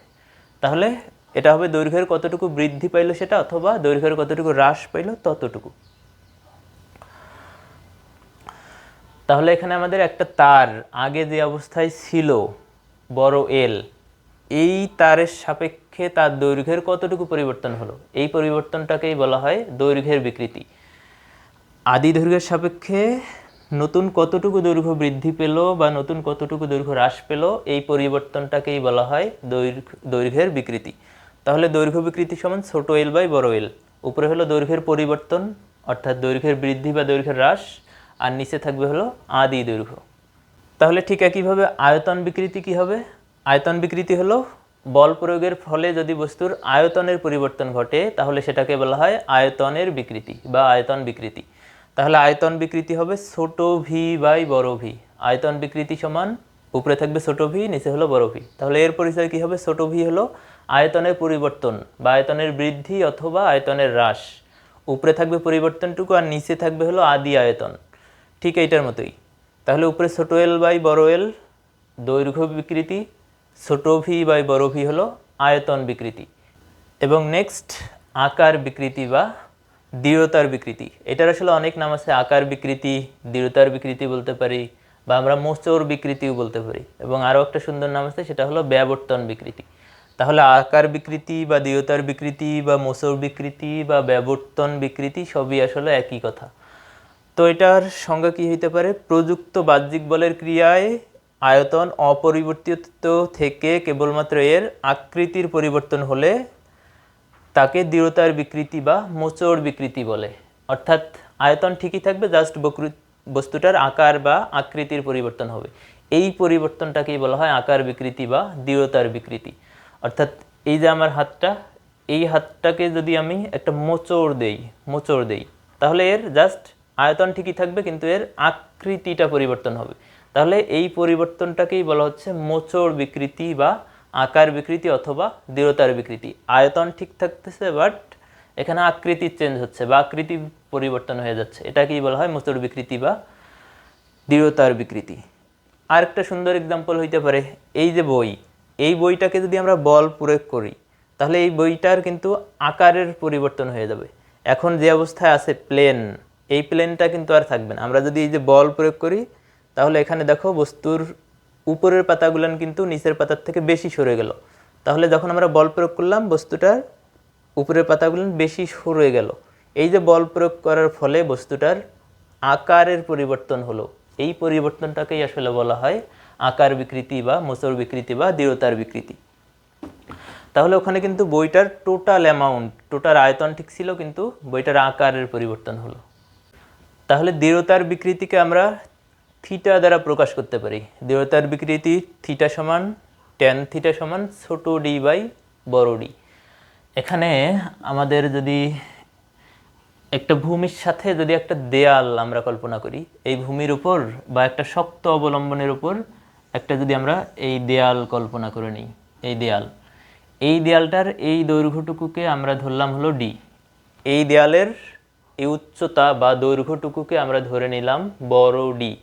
এখন এই দেয়ালের উপর যদি আমরা এফ পরিমাণ বল প্রয়োগ করি, এফ পরিমাণ যদি এখানে বল প্রয়োগ করা হয়, নিচে কিন্তু দেয়ালটা একটা দৃঢ় অবলম্বনের সাথে আটকানো, এবং উপরে যদি আমরা একটা বল প্রয়োগ করি, তাহলে এই যে দেয়াল, এই দেয়ালটাকে যদি আমরা উপরে বল প্রয়োগ করি, তাহলে এটা বেঁকে যাবে বা একদিকে হেলে যাবে। তাহলে এখানে যদি বল প্রয়োগ করা হয়, তাহলে দেখা যাবে যে এই বাহুটা সরে এই জায়গায় চলে যাবে এবং এই দিকের বাহুটা সরে কিন্তু এই জায়গায় চলে যাবে। আমরা ধরে নিলাম আগে ছিল এ, এখন বস্তুটা চলে আসলো এ প্রাইম অবস্থানে, এবং এই বাহুটা আগে ছিল বিতে, এখন চলে আসলো বি প্রাইম অবস্থানে। এবং যে দূরত্বটুকু চলে গেল, এই দূরত্বটুকুকে আমরা ধরে নিলাম ছোট ডি। তাহলে আগে ছিল বড় ডি, ওখান থেকে কিন্তু সরে গেল ছোট ডি পরিমাণ সরে গেল। এখানে আসলে কতটুকু সরে গেল এটা আমরা থিটা দিয়েও কিন্তু বুঝতে পারি। থিটা কত কোণে সরে গেল, কতটুকু সরে গেল, তাহলে এই থিটার অ্যামাউন্টটা জানলে কিন্তু এ আসলে এ প্রাইম থেকে কত দূর গেল সেটা কিন্তু আমরা আইডেন্টিফাই করতে পারবো। তাহলে এই কোণটাকে আমরা ধরে নিলাম থিটা। আসলে থিটা। এই থিটাটাই আসলে দৃঢ়তার বিকৃতি বা কাঠিন্যের বিকৃতি, অথবা বলা যায় আকার বিকৃতি, যেটাকে আমরা বলতেছি থিটা। তাহলে থিটা যদি খুবই ক্ষুদ্র হয়, থিটার মান যদি খুবই কম হয়, তাহলে থিটার পরিবর্তে কিন্তু আমরা ট্যান থিটা লিখতে পারি। ম্যাথমেটিক্স, থিটার মান যদি খুবই কম হয়, তাহলে থিটার পরিবর্তে ট্যান থিটা লেখা যায়। তাহলে এখানে ট্যান থিটা সমান, আবার আমরা একটা সূত্র জানতাম, লম্ব বাই ভূমি। ট্যান থিটা সমান লম্ব বাই ভূমি। তাহলে এখানে আমাদের এই যে 90 ডিগ্রি, এই 90 ডিগ্রির বিপরীতে এটা হলো অতিভুজ, এবং কোণ যেখানে দেয়া আছে এই কোণের সাথে এটা হলো ভূমি। 90-র বিপরীতে অতিভুজ, কোণ যেখানে আছে কোণের সাথে হলো ভূমি। তাহলে অতিভুজ ভূমি, বাকিটা হলো লম্ব। তাহলে এই লম্ব বাই ভূমি, এটাই হলো, এই অনুপাতটাই হলো ট্যান থিটা। ট্যানজেন্ট। তাহলে ট্যান থিটা সমান লম্ব বাই ভূমি, ছোট ডি বাই বড় ডি। তাহলে এটাই আমাদের দৃঢ়তার বিকৃতি। আমরা থিটা সমান লিখতে পারবো ট্যান থিটা সমান ডি বাই ডি, থিটা সমান ট্যান থিটা সমান ডি বাই ডি। তাহলে এখানেও আমরা কিন্তু খেয়াল করতেছি এই বস্তুটাকে আমরা যখন এফ পরিমাণ বল প্রয়োগ করলাম তাহলে এর আয়তন কিন্তু ফিক্সড আছে, বস্তুটার আয়তন ঠিকই আছে, জাস্ট বস্তুটার আকারের পরিবর্তন হলো, একটা আকার বা আকৃতি থেকে আরেকটা আকার বা আকৃতিতে চলে গেল। আমরা যদি ধরে নেই এইটা শুরুতেই যে অবস্থায় ছিল, এটা আমরা শুরুতেই ধরে নিলাম চারটা বাহুই সমান, তাহলে এই দেয়ালটাকে আমরা কি বলবো? এই দেয়ালটা অবশ্যই বর্গক্ষেত্র, যদি চার বাহুই সমান হয় এটা আসলে বর্গক্ষেত্র। এবং এই বর্গক্ষেত্রটাকে যখন আমরা বল প্রয়োগ করলাম সেটা কিন্তু আর বর্গক্ষেত্র থাকলো না, বাহুগুলো সরে গেল, তার মানে সেটা আসলে রম্বস হয়ে গেল, বর্গক্ষেত্র থেকে রম্বস হয়ে গেল, অর্থাৎ একটা আকার থেকে আর একটা আকারে চলে গেল, আকার পরিবর্তন হলো কিন্তু আয়তন ঠিকই আছে। এই ঘটনাটাকেই আসলে বলা হয় আকার বিকৃতি বা দৃঢ়তার বিকৃতি। বাহ্যিক বল প্রয়োগের ফলে যদি বস্তুর আয়তনের পরিবর্তন না হয়, শুধুমাত্র আকারের পরিবর্তন হয়, তাহলে এই পরিবর্তনটাকেই বলা হয় আকার বিকৃতি বা দৃঢ়তার বিকৃতি বা মোচড় বিকৃতি। এখানে আরেকটা খেয়াল করার বিষয় হলো এই যে বিকৃতি, যে কোনো ধরনের বিকৃতির কোনো একক নাই। লিখে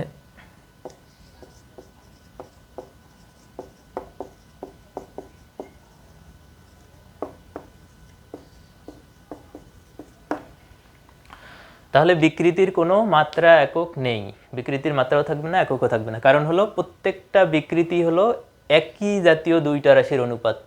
যেমন এখানে থিটা, এই থিটাটা আসলে কিন্তু কোনো কোণ না। এই থিটা যেমন এখানে হলো ডি বাই ডি, এটাও একটা দূরত্ব, এটাও একটা দূরত্ব, এটাও মিটার, এটাও মিটার, মিটার মিটার কেটে গিয়ে আসলে কোনো কোণ থাকবে না। এই থিটাটা আসলে একটা অনুপাত, একই জাতীয় দুইটা রাশির অনুপাত, এটা কিন্তু কখনোই কোনো কোণ না। এখানে যদি মান লেখো, যদি এখানে রেজাল্টটা আসে 30 ডিগ্রি, এই ডিগ্রি লিখলে কিন্তু ভুল হবে, এটা আসলে কোনো কোণ না, এইটা আসলে দুইটা একই জাতীয় দুইটা রাশির অনুপাত বা দুইটা দৈর্ঘ্যের অনুপাত, এইটা হলো থিটা, এই থিটা কোনো কোণ না। তাহলে এখানে ডি বাই ডি একই জাতীয় দুটো রাশির অনুপাত, এর কোনো আসলে মাত্রাও থাকবে না, এককও থাকবে না। আবার দৈর্ঘ্য বিকৃতি ছিল ছোট এল বাই বড় এল, দৈর্ঘ্য বিকৃতি ছোট এল বাই বড় এল, এই বিকৃতিটাও কিন্তু একই জাতীয় দুইটা রাশির অনুপাত। আবার আয়তন বিকৃতি ছিল ছোট ভি বাই বড় ভি, আয়তন বিকৃতি, এটা আসলে একই জাতীয় দুইটা রাশির অনুপাত। তাহলে এখানেও আসলে কোনো মাত্রা একক থাকবে না। তাহলে এক কথায় আমরা বলতে পারি বিকৃতি বা যে কোনো বিকৃতির কোনো মাত্রা একক নেই। স্ট্রেইন বা বিকৃতি শেষে এবার আমরা চলে যাব স্ট্রেস বা পীড়নে। স্ট্রেস বা পীড়ন কাকে বলে? পীড়ন কোনো বস্তুর একক ক্ষেত্রফলের উপর উদ্ভূত বাধাদানকারী বলকে পীড়ন বলে। কোনো বস্তুর একক ক্ষেত্রফলের উপর উদ্ভূত বাধাদানকারী বলকে বলা হয় পীড়ন। তাহলে আমরা পীড়ন সমান লিখতে পারবো বল বাই ক্ষেত্রফল। এই যে একক ক্ষেত্রফলের উপর যে বল, ওই বলটাকেই বলা হয় পীড়ন। তাহলে এরকম যদি একটা তার হয় আমাদের, এই তারের প্রস্থচ্ছেদের ক্ষেত্রফল, এটাকে আমরা ধরে নিলাম এ, এই তারের প্রস্থচ্ছেদের ক্ষেত্রফল হলো এ। এখন এই তারটাকে যদি আমরা এফ পরিমাণ বল প্রয়োগ করি, এফ তারটাকে যদি এফ বল প্রয়োগ করে টানা হয়, তাহলে এই তারটার দৈর্ঘ্য বৃদ্ধি পাবে, তারটার দৈর্ঘ্য কিছু পরিমাণ বৃদ্ধি পাবে। তাহলে এই যে একক ক্ষেত্রফলের উপর যে প্রযুক্ত বল, এই তারের ক্ষেত্রফলটার উপর যদি এফ বল প্রয়োগ করি, তাহলে এখানে একক ক্ষেত্রফলের উপর যে প্রযুক্ত বল, আমার দেওয়া যে প্রযুক্ত বল, এই প্রযুক্ত বলটাকে বলা হয় আসলে চাপ, যেটা আমরা সবাই জানি চাপ পি সমান আমরা লিখতে পারি এফ বাই এ। তাহলে চাপ পি সমান এফ বাই এ, একক ক্ষেত্রফলের উপর প্রযুক্ত বলের মানকে বলা হয় চাপ। একক ক্ষেত্রফলের উপর প্রযুক্ত বল, আমার দেয়া বলটাকে বলা হয় চাপ। কিন্তু আমরা পীড়ন বলতেছি একক ক্ষেত্রফলের উপর উদ্ভূত বাধাদানকারী বল, বা বলা যায় সৃষ্ট প্রতিক্রিয়ামূলক বল, অথবা আরেকটা সুন্দর নাম আছে প্রত্যয়নী বল। উদ্ভূত বাধাদানকারী বল বা প্রত্যয়নী বল বা প্রতিক্রিয়ামূলক বলের মানকে বলা হয় পীড়ন। তাহলে এই যে আমরা বস্তুটাকে এই পর্যন্ত যখন এফ বলে টানলাম, বস্তুটা এখানে চলে আসলো, এখন এই এফ বলটা ছেড়ে দিলে বস্তুটা আবারও কিন্তু আগের অবস্থানে ফিরে আসবে, আগের অবস্থায় ফিরে আসবে। এখন বস্তুটাকে প্রসারিত করতে গেলে যেমন এফ বল লাগে, আবার বস্তুটা ওই জায়গা থেকে আগের অবস্থায় ফিরে আসতে গেলেও কিন্তু আর একটা বলের প্রয়োজন হয়, এবং যে বলের প্রভাবে বস্তুটা আগের অবস্থায় ফিরে আসে সেই বলটাকেই বলা হয় উদ্ভূত বাধাদানকারী বল বা প্রত্যয়নী বল অথবা সৃষ্ট প্রতিক্রিয়ামূলক বল। তাহলে এই দিকের বলটাকে আমরা বলতেছি ক্রিয়ামূলক বল, যেটার প্রভাবে বস্তুটা প্রসারিত হয়। আবার যে বলের প্রভাবে বস্তুটা আগের অবস্থায় ফিরে আসে এই বলটাকে যদি আমরা বলি এফ প্রাইম, পূর্বের অবস্থায় ফিরে আসার বলটাকে যদি বলি আমরা এফ প্রাইম, তাহলে এই এফ প্রাইম বলটাকেই বলা হচ্ছে সৃষ্ট প্রতিক্রিয়ামূলক বল বা উদ্ভূত বাধাদানকারী বল অথবা বলা যায় প্রত্যয়নী বল। তাহলে একক ক্ষেত্রফলের উপর এই যে প্রযুক্ত বল, এই প্রযুক্ত বলটা হলো চাপ, এবং একক ক্ষেত্রফলের উপর এই যে উদ্ভূত বাধাদানকারী বল, এই বলটাকে তখন বলা হবে পীড়ন। তাহলে অবশ্যই চাপ আর পীড়ন এক জিনিস না। চাপ হলো একক ক্ষেত্রফলের উপর প্রযুক্ত বল, আর পীড়ন হলো একক ক্ষেত্রফলের উপর উদ্ভূত বাধাদানকারী বল বা সৃষ্ট প্রতিক্রিয়ামূলক বল। তাহলে এখান থেকে আমরা পীড়ন সমান লিখতে পারবো এফ বাই এ, যদিও বা দুইটার কিন্তু ফর্মুলা সেম, পি হলো এফ বাই এ, এইদিকে হলো পীড়ন হলো এফ বাই এ, দুইটার মান সমান কিন্তু দুইটা আসলে এক জিনিস না।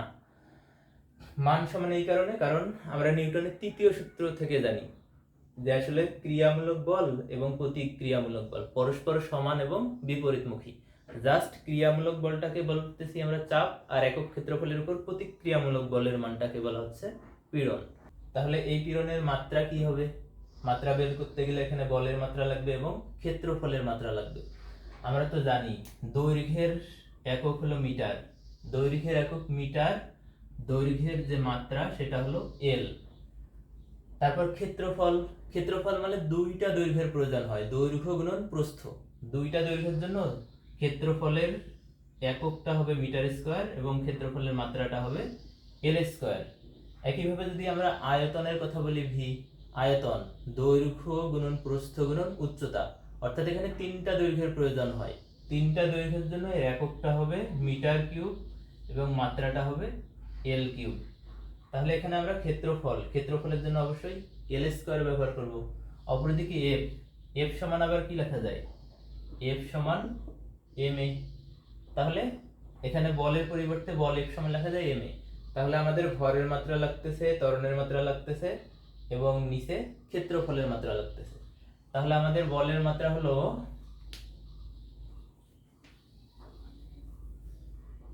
এখানে আমরা বলের মাত্রা বল এফ সমান এম এ, তাহলে বল সমান ভর গুণন ত্বরণ। তাহলে ভরের মাত্রা হলো এম, এইদিকে ত্বরণের মাত্রা হলো এল টি ইনভার্স 2, আর নিচে হলো এ ক্ষেত্রফল, ক্ষেত্রফলের মাত্রা অবশ্যই এল স্কয়ার।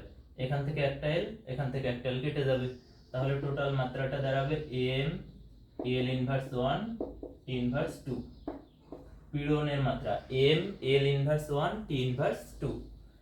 বিপরীতে একক বলের একক এবং ক্ষেত্রফলের একক বসাইলেই আমরা পীড়নের এককটা পেয়ে যাব।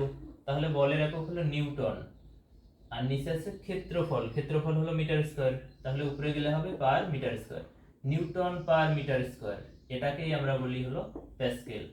তাহলে পীড়নের একক হলো নিউটন পার মিটার স্কয়ার বা প্যাসকেল, যেটা আসলে চাপের মাত্রা এবং এককের সমান। তাহলে পীড়নের মাত্রা এবং একক চাপের মাত্রা এবং এককের সমান, এবং মানটাও সমান হবে, কিন্তু দুইটা আসলে থিওরিটিক্যালি এক জিনিস না। প্রযুক্ত বলটা হলো চাপ, আর একক ক্ষেত্রফলের উপর তার প্রতিক্রিয়ামূলক বলটা হলো পীড়ন। আচ্ছা, আমরা একটু আগেই দেখলাম পীড়নের একক হলো newton per metre square, newton per metre square. এটা এমসিকিউতে এভাবেও থাকতে পারে, এই যে নিউটন বল এফ সমান লেখা যায় এম এ, তাহলে ভরের একক হলো কেজি, ত্বরণের একক হলো metre per second square, KG metre per second square. এইটাকেই কিন্তু এক কথায় বলা হয় নিউটন। বলের একক হলো KG metre per second square, এটা এত বড় না লিখে আমরা এক কথায় বলি নিউটন। তাহলে এখানে আমরা নিউটনের পরিবর্তে লিখতে পারি KG metre per second square, সাথে আরেকটা আছে মিটার ইনভার্স 2। তাহলে এখান থেকে একটা যদি বাদ যায় তাহলে দাঁড়াবে KG metre inverse 1 second inverse 2, KG metre inverse 1 second inverse 2। এইটাও তাহলে পীড়নের একক, এমসিকিউতে আসতে পারে যে পীড়নের একক নিচের কোনটি। পীড়নের একক এটাও হবে নিউটন পার মিটার স্কয়ার, এবং পীড়নের একক এইটাও হবে KG metre inverse 1 second inverse 2। বিকৃতির মতো আমাদের পীড়নও 3 ধরনের হয়। বিকৃতি যেমন ছিল দৈর্ঘ্য বিকৃতি, আকার বিকৃতি এবং আয়তন বিকৃতি, ঠিক সেভাবে এখানে পীড়নটাও 3 ধরনের। একটা হলো দৈর্ঘ্য পীড়ন, আকার পীড়ন বা দৃঢ়তার পীড়ন বা ব্যবর্তন পীড়ন অথবা ক্রিন্তন পীড়ন, এবং 3 নাম্বার হলো আয়তন পীড়ন। তো আমাদের পীড়ন যেটা ছিল, পীড়ন হলো F/A, একক ক্ষেত্রফলের উপর উদ্ভূত বাধাদানকারী বল বা সৃষ্ট প্রতিক্রিয়ামূলক বলের মানকে বলা হয় পীড়ন। তাহলে এই বলটা হইতে হবে অবশ্যই একক ক্ষেত্রফলের উপর বল, একক ক্ষেত্রফলের উপর বল। পীড়ন বলতেই আমরা বুঝবো একক ক্ষেত্রফলের উপর বল, একক ক্ষেত্রফল মাস। তাহলে এখানে যে দৈর্ঘ্য পীড়ন, দৈর্ঘ্য পীড়ন হলেও ওই দৈর্ঘ্যের একক ক্ষেত্রফলের উপর যে বল কাজ করবে সেটাই হলো তার দৈর্ঘ্য পীড়ন, একক ক্ষেত্রফলের উপর বল। আবার আকার পীড়ন বা দৃঢ়তার পীড়ন, সেখানেও কিন্তু হিসাব করতে হবে একক ক্ষেত্রফলের উপর সেখানে বল কতটুকু। আবার যদি আয়তন হয়ে থাকে, আয়তনের ক্ষেত্রেও ওই আয়তনের একটা একক ক্ষেত্রফল বিবেচনা করতে হবে, সেই একক ক্ষেত্রফলের উপর যে বল বা উদ্ভূত বাধাদানকারী বল, সেই বলের মানটাকেই বলা হবে পীড়ন। তাহলে এখানে সমস্ত পীড়ন বা যে কোনো পীড়নই হবে F/A, দৈর্ঘ্য পীড়নই বলি বা দৃঢ়তার পীড়নই বলি বা আয়তন পীড়নই বলি, যে কোনো পীড়ন হলো F/A, একক ক্ষেত্রফলের উপর যে বল সেই বলের মানটাই হবে পীড়ন। তাহলে সমস্ত পীড়ন হলো F/A। এখন যদি এখানে বলা হয় যে দৈর্ঘ্য পীড়নের মাত্রা কি হবে এবং একক কি হবে, ওই আগের মতোই পীড়নের মাত্রা এককের সমান। বা আয়তন পীড়নের একক কি হবে, নিউটন পার মিটার স্কয়ার। দৃঢ়তার পীড়নের একক কি হবে, নিউটন পার মিটার স্কয়ার। তাহলে পীড়ন অথবা যে কোনো পীড়নের মাত্রা এবং একক পীড়নের মাত্রা এবং এককের সমান। তাহলে এদের সমস্ত একক এবং মাত্রা আগের মতোই, অর্থাৎ এককটা হবে প্যাসকেল বা নিউটন পার মিটার স্কয়ার এবং মাত্রাটা হবে mL ইনভার্স 1 T ইনভার্স 2। এখন যদি বলা হয় দৈর্ঘ্য পীড়ন কাকে বলে বা দৈর্ঘ্য পীড়ন কি, তাহলে আমরা সংজ্ঞাটা এইভাবে দিব, দৈর্ঘ্য বিকৃতি ঘটানোর জন্য যে পীড়ন প্রয়োগ করা হয় তাকে বলা হয় দৈর্ঘ্য পীড়ন। আবার আয়তন পীড়ন কাকে বলে, আয়তন বিকৃতি ঘটানোর জন্য যে পীড়ন প্রয়োগ করা হয় তাকে বলা হয় আয়তন পীড়ন। দৃঢ়তার পীড়ন বা আকার পীড়ন কাকে বলে, আকার বিকৃতি ঘটানোর জন্য যে পীড়ন প্রয়োগ করা হয় সেই পীড়নকে বলা হয় আকার পীড়ন বা দৃঢ়তার পীড়ন। এবারে আমরা একটা গুরুত্বপূর্ণ সূত্র দেখে নেব, বিজ্ঞানী হুকের সূত্র। পীড়ন এবং বিকৃতির মাঝে যে সম্পর্ক, এই সম্পর্কিত একটা সূত্র হলো হুকের সূত্র। পীড়ন এবং বিকৃতি কিভাবে সম্পর্কিত, তোমরা এমসিকিউ এর জন্য সালটা একটু মনে রাখতে পারো। হুকের সূত্র প্রদান করা হয় 1678 সালে। 1678 সালে বিজ্ঞানী হুক এই সূত্র প্রদান করেন। তাহলে হুকের সূত্রটা এরকম, স্থিতিস্থাপক সীমার মধ্যে কোনো বস্তুর পীড়ন তার বিকৃতির সমানুপাতিক। স্থিতিস্থাপক সীমার মধ্যে পীড়নটা হবে বিকৃতির সমানুপাতিক, অর্থাৎ বিকৃতি পীড়ন সমানুপাতিক বিকৃতি, অর্থাৎ পীড়ন সমানুপাতিক বিকৃতি। বিকৃতি যত বেশি হবে বিপরীতে পীড়নটাও কিন্তু তত বেশি হবে।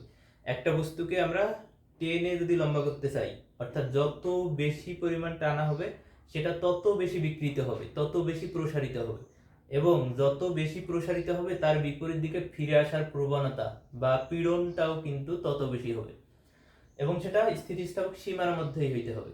এই বস্তুটাকে যদি আমরা সংকুচিত করি এবং এই বলটা ছেড়ে দিলে কিন্তু বস্তুটা আগের অবস্থায় ফিরে যাবে, এবং এই যে সংকুচিত করলাম এটা কিন্তু বলটা ছেড়ে দিলে খুব স্লো আগের অবস্থানে ফিরে যাবে। কিন্তু আমরা যদি বেশি পরিমাণ সংকুচিত করি, এটাকে যদি খুব বেশি পরিমাণ সংকুচিত করা হয়, অর্থাৎ এটাকে যদি খুব বেশি পরিমাণ বিকৃত করা হয়, সাপোজ এটা যদি একটা স্প্রিং হয়, তাহলে এই স্প্রিংটাকে খুব বেশি পরিমাণ সংকুচিত করলে বা খুব বেশি পরিমাণ বিকৃত করলে এই স্প্রিংটা কিন্তু খুব দ্রুতই আগের অবস্থানে চলে যাবে, অর্থাৎ ছিটকে চলে যেতে যাবে।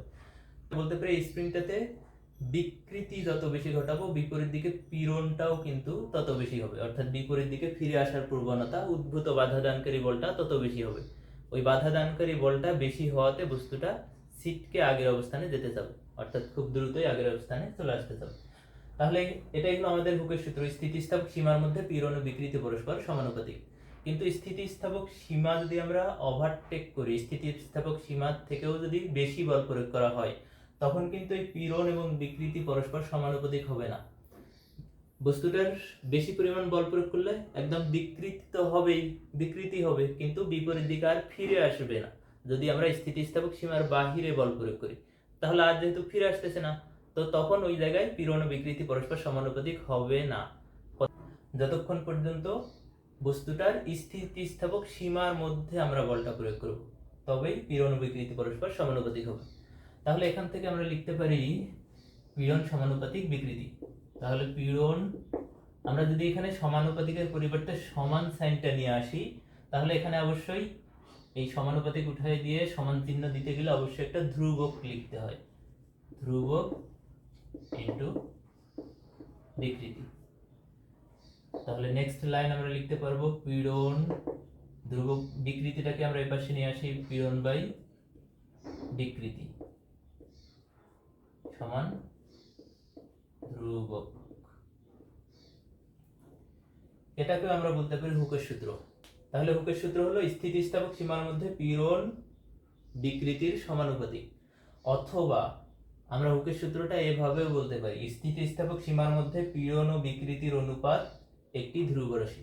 এটাই হলো হুকের সূত্র, স্থিতিস্থাপক সীমার মধ্যে পীড়ন ও বিকৃতির অনুপাত একটি ধ্রুব রাশি, ইহাই হুকের সূত্র। তাহলে পীড়ন ও বিকৃতির অনুপাত বা ভাগফল ধ্রুবক যে কথা, পীড়ন সমানুপাতিক বিকৃতি কিন্তু একই কথা, কারণ আমরা সমান সাইন দিয়েই কিন্তু এই লাইনটা লিখলাম। তাহলে হুকের সূত্র থেকে আমরা পীড়ন বিকৃতির যে অনুপাতটা পাইলাম, এই অনুপাতটাকে আমরা বলতেছি ধ্রুবক। এই ধ্রুবকটার একটা সুন্দর নাম আছে, অর্থাৎ এই ধ্রুবকটাকে স্থিতিস্থাপক ধ্রুবক বলা হয়। এই ধ্রুবকটাকেই বলা হয় স্থিতিস্থাপক ধ্রুবক সরি, বা ইলাস্টিক কনস্ট্যান্ট, ইলাস্টিক কনস্ট্যান্ট বা স্থিতিস্থাপক ধ্রুবক, অথবা একে স্থিতিস্থাপক গুণাঙ্ক বলা হয়, স্থিতিস্থাপক গুণাঙ্ক, অথবা modulus of elasticity, modulus of elasticity or elastic constant. এখন যদি সংজ্ঞায় আসে যে স্থিতিস্থাপক গুণাঙ্ক কাকে বলে বা স্থিতিস্থাপক ধ্রুবক কাকে বলে, স্থিতিস্থাপক কনস্ট্যান্ট কি, তখন আমরা সংজ্ঞাটা কিন্তু এভাবেই দিতে পারবো যে স্থিতিস্থাপক সীমার মধ্যে পীড়ন ও বিকৃতির অনুপাত একটি ধ্রুব রাশি, এই ধ্রুবককে স্থিতিস্থাপক ধ্রুবক বা স্থিতিস্থাপক গুণাঙ্ক বলে। আবার রিপিট করি, স্থিতিস্থাপক সীমার মধ্যে পীড়ন ও বিকৃতির অনুপাত একটি ধ্রুব রাশি, এই ধ্রুব রাশিকে স্থিতিস্থাপক ধ্রুবক বা স্থিতিস্থাপক গুণাঙ্ক বলা হয়। নেক্সট কোশ্চেন, এই যে স্থিতিস্থাপক ধ্রুবক, এই স্থিতিস্থাপক ধ্রুবকের মাত্রা এবং একক কি হবে? স্থিতিস্থাপক ধ্রুবকের মাত্রা এবং একক। তো স্থিতিস্থাপক ধ্রুবক মানেই হলো পীড়ন ও বিকৃতির অনুপাত বা ভাগফল। এখানে এই যে বিকৃতি, এই বিকৃতির তো আসলে কোনো মাত্রা একক নাই, বিকৃতি হলো একই জাতীয় দুটো রাশির অনুপাত, এর কোনো মাত্রা একক থাকে না। তাহলে এই যে ধ্রুবক বা স্থিতিস্থাপক ধ্রুবক বা স্থিতিস্থাপক গুণাঙ্ক, এর মাত্রা একক আসলে পীড়নের মাত্রা এককেরই সমান হবে, অর্থাৎ আগের মতোই, পীড়নের মতোই। তাহলে পীড়নের মতো এককটা হবে নিউটন পার মিটার স্কয়ার বা প্যাসকেল, এবং মাত্রাটা হবে M L inverse 1 T inverse 2, অর্থাৎ পীড়নের মতোই। এখানে আমরা একটু খেয়াল করি, এই যে ধ্রুবক, স্থিতিস্থাপক ধ্রুবক, পীড়ন ভাগ বিকৃতি, পীড়ন এবং বিকৃতির অনুপাতটাকেই বলা হয় স্থিতিস্থাপক ধ্রুবক। তাহলে আমরা তো একটু আগেই দেখলাম এই পীড়নটাও আসলে 3 ধরনের হয়, এখানে বিকৃতিটাও 3 ধরনের হয়। তাহলে এখানে পীড়ন এবং বিকৃতি প্রত্যেকটাই যেহেতু 3 ধরনের, এখানে যে স্থিতিস্থাপক ধ্রুবক, এই ধ্রুবকটাও কিন্তু আসলে 3 ধরনের হবে। একটা হবে দৈর্ঘ্যের জন্য স্থিতিস্থাপক গুণাঙ্ক বা স্থিতিস্থাপক ধ্রুবক, আরেকটা হবে আয়তনের জন্য স্থিতিস্থাপক ধ্রুবক বা আয়তনের স্থিতিস্থাপক গুণাঙ্ক, এবং আরেকটা হবে দৃঢ়তার স্থিতিস্থাপক গুণাঙ্ক। তাহলে এখানে স্থিতিস্থাপক গুণাঙ্কটাও আসলে 3 ধরনের, একটা হলো দৈর্ঘ্যের জন্য, একটা হলো আয়তনের জন্য, আরেকটা হলো আকারের জন্য। দৈর্ঘ্যের জন্য স্থিতিস্থাপক গুণাঙ্ক, আকারের স্থিতিস্থাপক গুণাঙ্ক এবং আয়তনের স্থিতিস্থাপক গুণাঙ্ক। তো আমরা প্রথমেই দেখে নেই দৈর্ঘ্যের জন্য স্থিতিস্থাপক গুণাঙ্ক। 1 নাম্বার, এই যে দৈর্ঘ্যের জন্য স্থিতিস্থাপক গুণাঙ্কটাকে আসলে বলা হয় ইয়ং এর স্থিতিস্থাপক গুণাঙ্ক। আবিষ্কারকের নাম অনুসারে একে বলা হয় ইয়ং এর স্থিতিস্থাপক গুণাঙ্ক, অর্থাৎ দৈর্ঘ্যের স্থিতিস্থাপক গুণাঙ্কটাই কিন্তু ইয়ং এর স্থিতিস্থাপক গুণাঙ্ক। তাহলে ইয়ং এর স্থিতিস্থাপক গুণাঙ্ক এইটাকে আসলে প্রকাশ করা হয় ওয়াই দ্বারা, ইয়ং এর স্থিতিস্থাপক গুণাঙ্ক ওয়াই। তাহলে ওয়াই সমান দৈর্ঘ্য পীড়ন বাই দৈর্ঘ্য বিকৃতি। আমরা একটু আগেই যে গুণাঙ্ক স্থিতিস্থাপক গুণাঙ্ক সমান লিখতাম পীড়ন বাই বিকৃতি। এই পীড়ন বাই বিকৃতিটাই হলো কিন্তু স্থিতিস্থাপক গুণাঙ্ক। তার সাথে যদি আমরা দৈর্ঘ্য লাগাই দিই, তাহলে এখানে দৈর্ঘ্যটা অ্যাড করলেই কিন্তু সেটা হবে ইয়ং এর জন্য স্থিতিস্থাপক গুণাঙ্ক। আবার যদি এখানে আমরা আয়তন অ্যাড করে দিতাম, আয়তন পীড়ন বাই আয়তন বিকৃতি, সেটা কিন্তু হইতো আয়তনের স্থিতিস্থাপক গুণাঙ্ক। আবার একইভাবে এখানে যদি আমরা আকার পীড়ন বাই আকার বিকৃতি লিখতাম, তখন কিন্তু হইতো আকারের বা দৃঢ়তার জন্য স্থিতিস্থাপক গুণাঙ্ক। তাহলে এখানে স্থিতিস্থাপক গুণাঙ্ক হইতে গেলে পীড়ন এবং বিকৃতির অনুপাত লাগবেই। দৈর্ঘ্যের জন্য দৈর্ঘ্য পীড়ন বাই দৈর্ঘ্য বিকৃতি। তাহলে ইয়ং এর স্থিতিস্থাপক গুণাঙ্ক y সমান দৈর্ঘ্য পীড়ন বাই দৈর্ঘ্য বিকৃতি। তাহলে আমরা লিখতে পারবো y সমান দৈর্ঘ্য পীড়ন। আমরা একটু আগেই পড়লাম যে কোনো পীড়ন বলতে আমরা বুঝি f বাই a। যে কোনো পীড়ন, দৈর্ঘ্য পীড়ন হোক, আকার পীড়ন হোক বা আয়তন পীড়ন হোক, যে কোনো পীড়ন হলো f বাই a। অপরদিকে দৈর্ঘ্য বিকৃতিটা কি ছিল একটু মনে করে দেখো, ছোট l বাই বড় l, ছোট l বাই বড় l। তাহলে এইটাকে সাজালে আমরা পাবো এখানে y সমান f l বাই a ছোট l, y সমান f l by a l। তাহলে ইয়ং এর গুণাঙ্ক y সমান f l by a l, f বড় l বাই a ছোট l। তাহলে এখানে f, এই একটা হলো প্রযুক্ত বল। এই বলের মানটা সরাসরি দেয়া থাকতে পারে, না দেয়া থাকলে আমরা f সমান m এ লিখবো। অবশ্যই সেখানে ভর দেয়া থাকবে, ভর দেয়া থাকলে f এর পরিবর্তে লেখা যায় f সমান m এ। তাহলে একটা হলো প্রযুক্ত বল। এই যে l, বড় l, ক্যাপিটাল l, এইটাকে বলা হয় আদি দৈর্ঘ্য, বস্তুটার আদি দৈর্ঘ্য। এটা হলো প্রস্থচ্ছেদের ক্ষেত্রফল এ হলো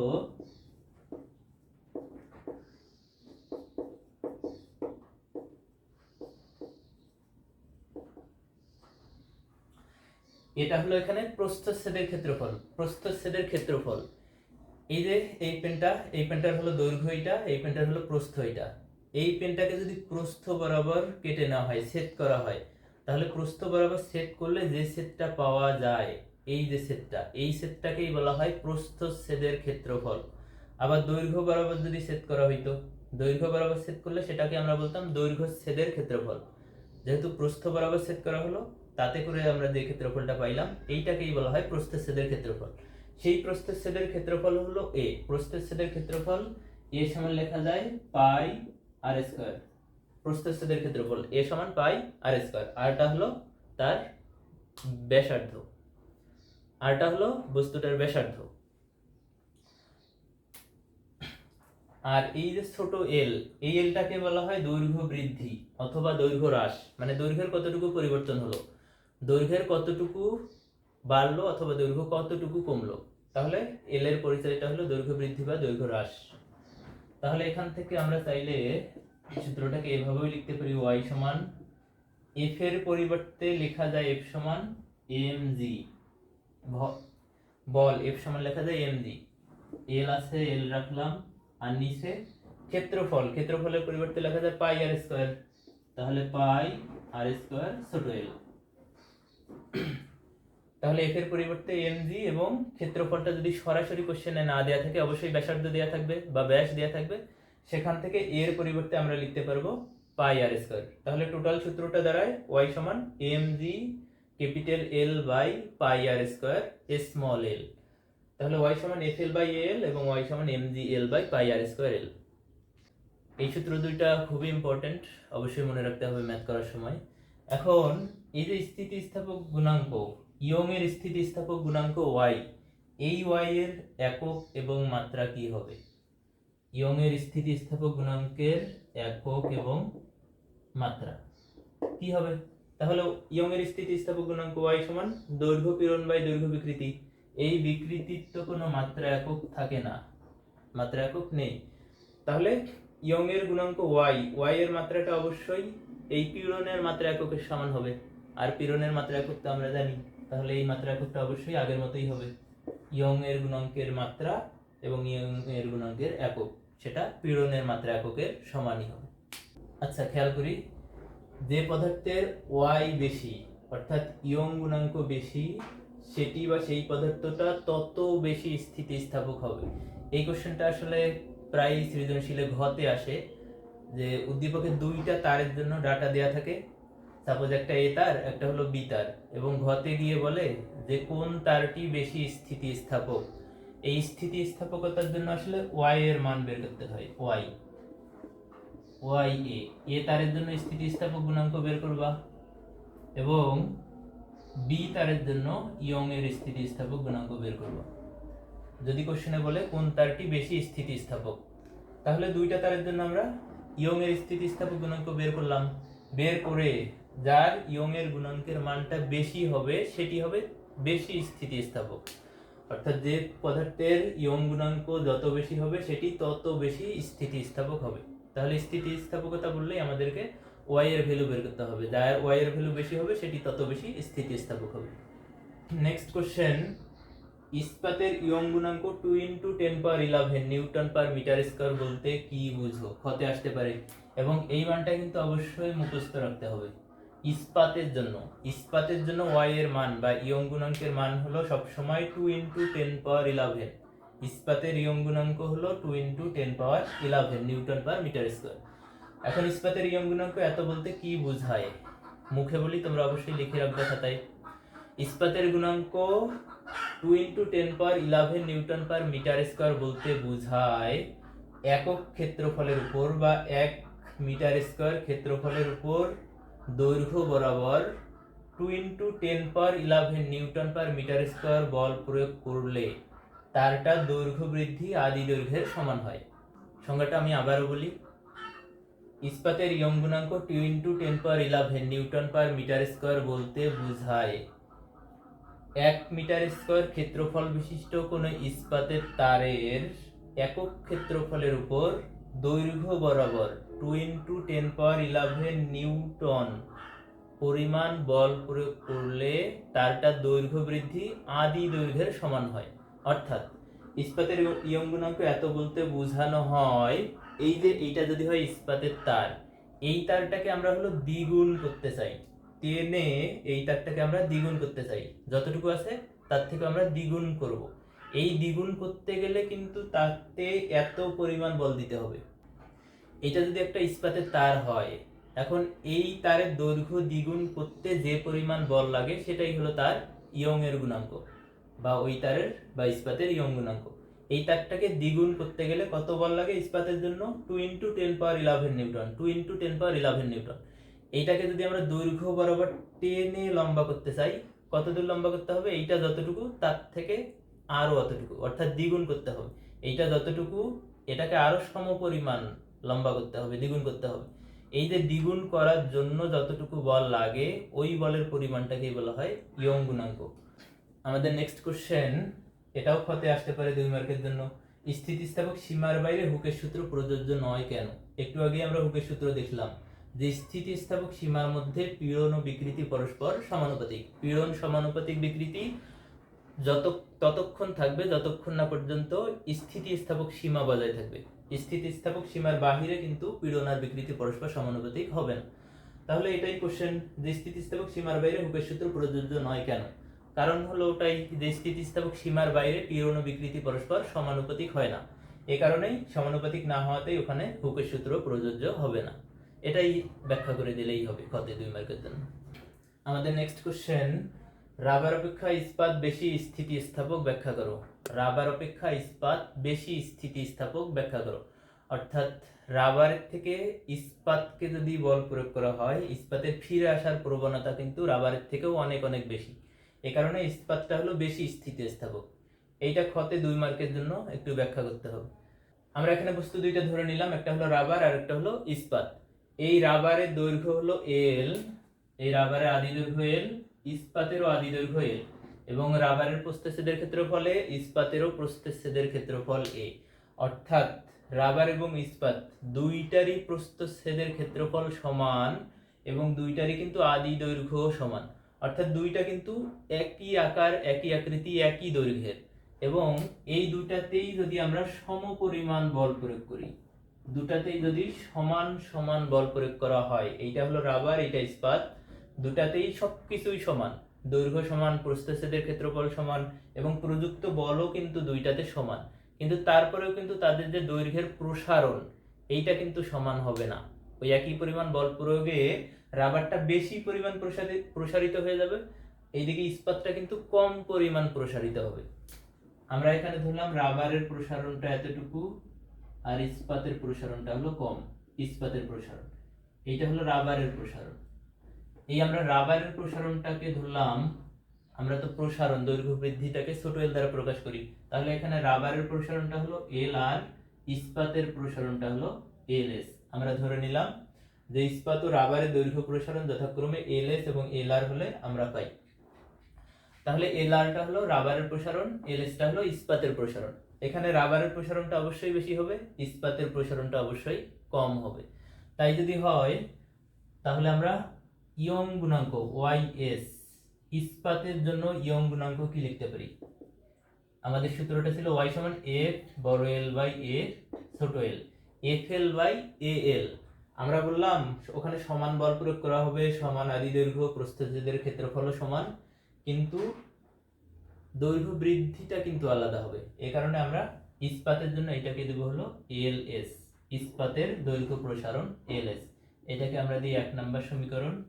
অপরদিকে আমরা রাবারের জন্য লিখতে পারবো ওয়াই আর সমান রাবার, একইভাবে আবারও এফ এল বাই এ ছোট এল। তাহলে আর এর জন্য এখানে অবশ্যই আর দিতে হবে, রাবারের প্রসারণ। আর বাকি এফ এল এবং এ এইটা রাবারের জন্য এবং ইস্পাতের জন্য একই হবে, এই কারণে এখানে এস বা এখানে আর দিতে হবে না। তাহলে এই সমীকরণটাকে আমরা দিলাম 2 নম্বর সমীকরণ। এখন যদি আমরা 2 নাম্বারকে 1 নম্বর সমীকরণ দ্বারা ভাগ করে নেই,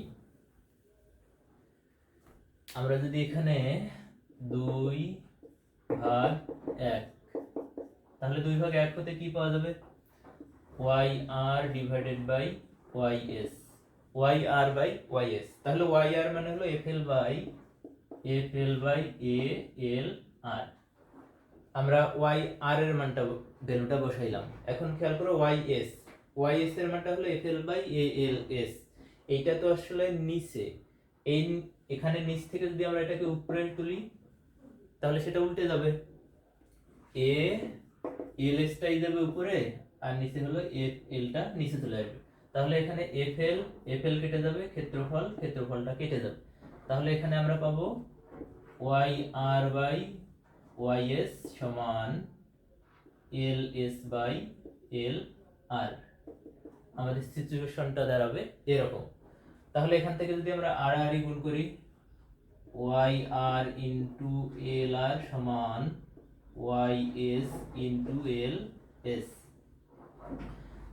আর আর গুণ করে আমরা এটা পাবো।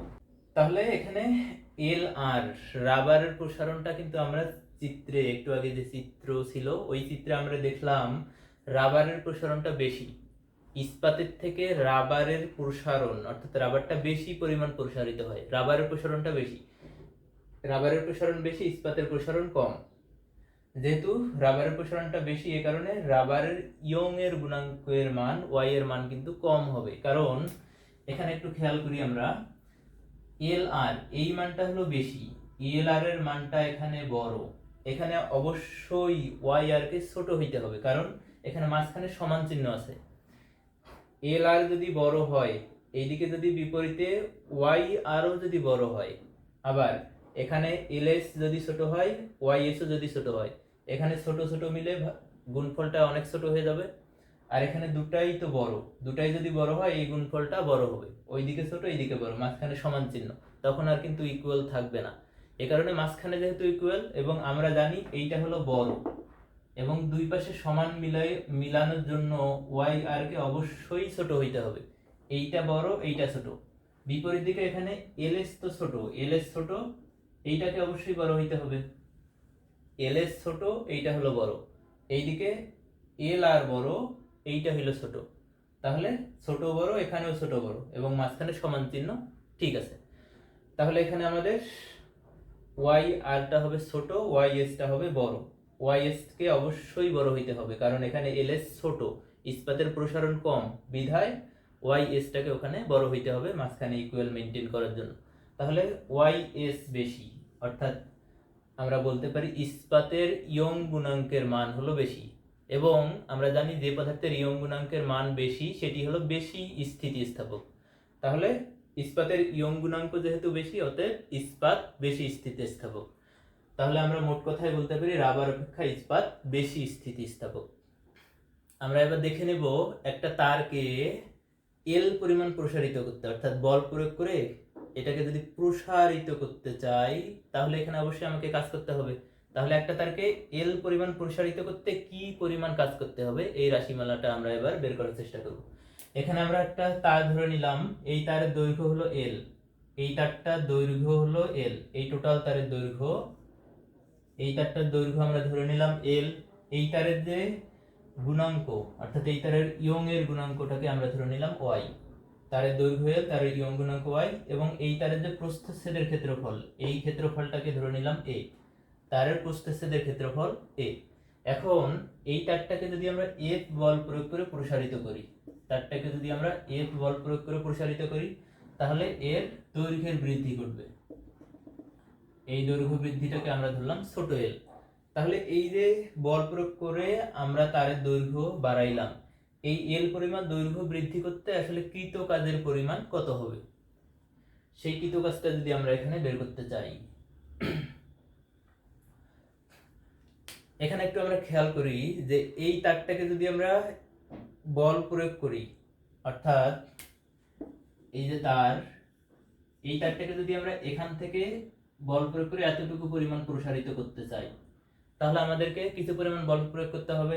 আবার এখান থেকে যদি সম পরিমাণ আরো প্রসারিত করতে চাই, এই দুটো কিন্তু সমান, আবার ওখান থেকে যদি আরো পরিমাণ প্রসারিত করতে চাই, এখান থেকে এই দূরত্ব, আবার এখান থেকে এই দূরত্ব, এখান থেকে এই দূরত্ব, প্রত্যেকটা দূরত্বই কিন্তু সমান, এবং প্রত্যেকটার ক্ষেত্রে কিন্তু কৃত কাজের মান সমান হবে না, কারণ এখানে বলের মান ভিন্ন হবে, এখানে বল ভিন্ন, এখানে বল ভিন্ন। যদিও বা এই দূরত্ব, এই দূরত্ব, এই দূরত্ব, প্রত্যেকটা দূরত্বই সমান, কিন্তু প্রত্যেকটার ক্ষেত্রে কৃত কাজের মান সমান হবে না, কারণ হলো এখানে প্রত্যেকটা ক্ষেত্রে বলের পরিমাণ ভিন্ন।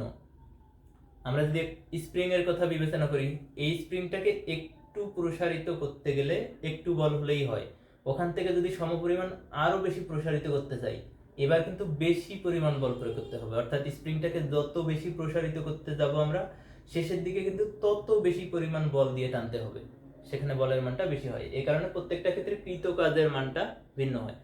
এই কারণে আমরা যখন এই তারটাকে এখান থেকে এই পর্যন্ত প্রসারিত করতেছি, এল পরিমাণ প্রসারিত করতেছি, তাহলে এই এল পরিমাণ প্রসারিত করতে যে কৃত কাজ, এখানে এক ধরনের কাজ পাবো, এখানে এক ধরনের কাজ পাবো, এখানে এক ধরনের কাজ পাবো, সবগুলা কাজ বের করে সবগুলা শেষে যোগ করলেই এই পর্যন্ত আমরা টোটাল কাজটা পেয়ে যাব।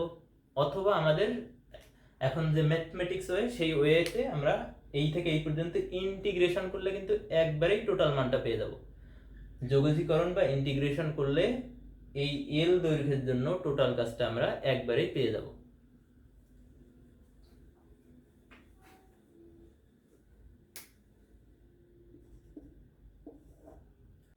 তো আমরা এখানে ধরে নেই এই তারটাকে ক্ষুদ্র একটা দূরত্ব আমরা ধরে নেই, এই দূরত্বটা হলো ডিএল, এই ডিএল পরিমাণ সরণে কৃত কাজ, এই তারটা একটা ক্ষুদ্র দূরত্ব সরণে কৃত কাজ।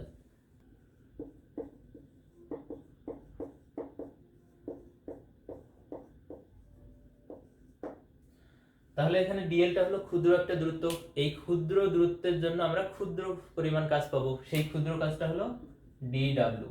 এমনিতে নর্মালি ডাব্লিউ হলো কাজ, আর ডিডব্লিউ দ্বারা বোঝায় কাজের ক্ষুদ্রাতি ক্ষুদ্র পরিবর্তন, অর্থাৎ ডি দ্বারা ক্ষুদ্রাতি ক্ষুদ্র পরিবর্তনকে নির্দেশ করা হয়। তাহলে এখানে ডিডব্লিউ ক্ষুদ্র সরণের জন্য ক্ষুদ্রকৃত কাজ, সেটা আসলে তাহলে কাজ সমান বল গুণন সরণ। তাহলে এখানে এই যে এটাকে এফ পরিমাণ বল প্রয়োগ করে টানা হচ্ছে, এফ বলে টানা হচ্ছে, তাহলে ওখানে বলের মান এফ আর সরণ হলো ডিএল। তাহলে বল ইনটু সরণ, এই ডিএল সরণের জন্য কৃত কাজ বল গুণন ডিএল পরিমাণ সরণ, বল গুণন সরণ, কাজ সমান বল গুণন সরণ।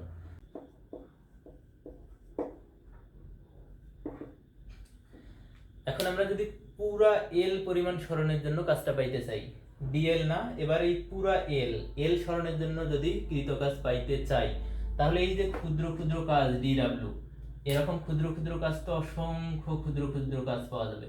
এই সমস্ত ক্ষুদ্র ক্ষুদ্র কাজ আলাদা করে বের করে শেষে যোগ করতে হয়, অথবা এই থেকে এই পর্যন্ত যদি আমরা ইন্টিগ্রেশন করতে পারি, এই ক্ষুদ্র কাজটাকে ধরে এই শুরু থেকে একদম শেষ পর্যন্ত যদি ইন্টিগ্রেশন করে নেই বা যোগজীকরণ করে নেই, তাহলে এই টোটাল দৈর্ঘ্যটার জন্য, টোটাল দৈর্ঘ্য বৃদ্ধির জন্য আমরা সম্পূর্ণ কৃতকাজটা পেয়ে যাব। তাহলে এল পরিমাণ প্রসারে টোটাল কৃতকাজটা আমরা ধরে নিলাম ডাব্লু। তাহলে এই ডাব্লু সমান আমরা লিখতে পারবো সামেশন অফ ডি ডাব্লু, অর্থাৎ এই ক্ষুদ্র কাজটাকে ইন্টিগ্রেশন করতে হবে। তাহলে আমরা নেক্সট লাইনে লিখতে পারি সামেশন অফ ডি ডাব্লিউর পরিবর্তে লেখা যায় এফ ইন্টু ডিএল, কৃতকাজ ডাব্লিউ সমান এফ ইন্টু ডিএল। এখন অবশ্যই আমাদেরকে লিমিট দিতে হবে।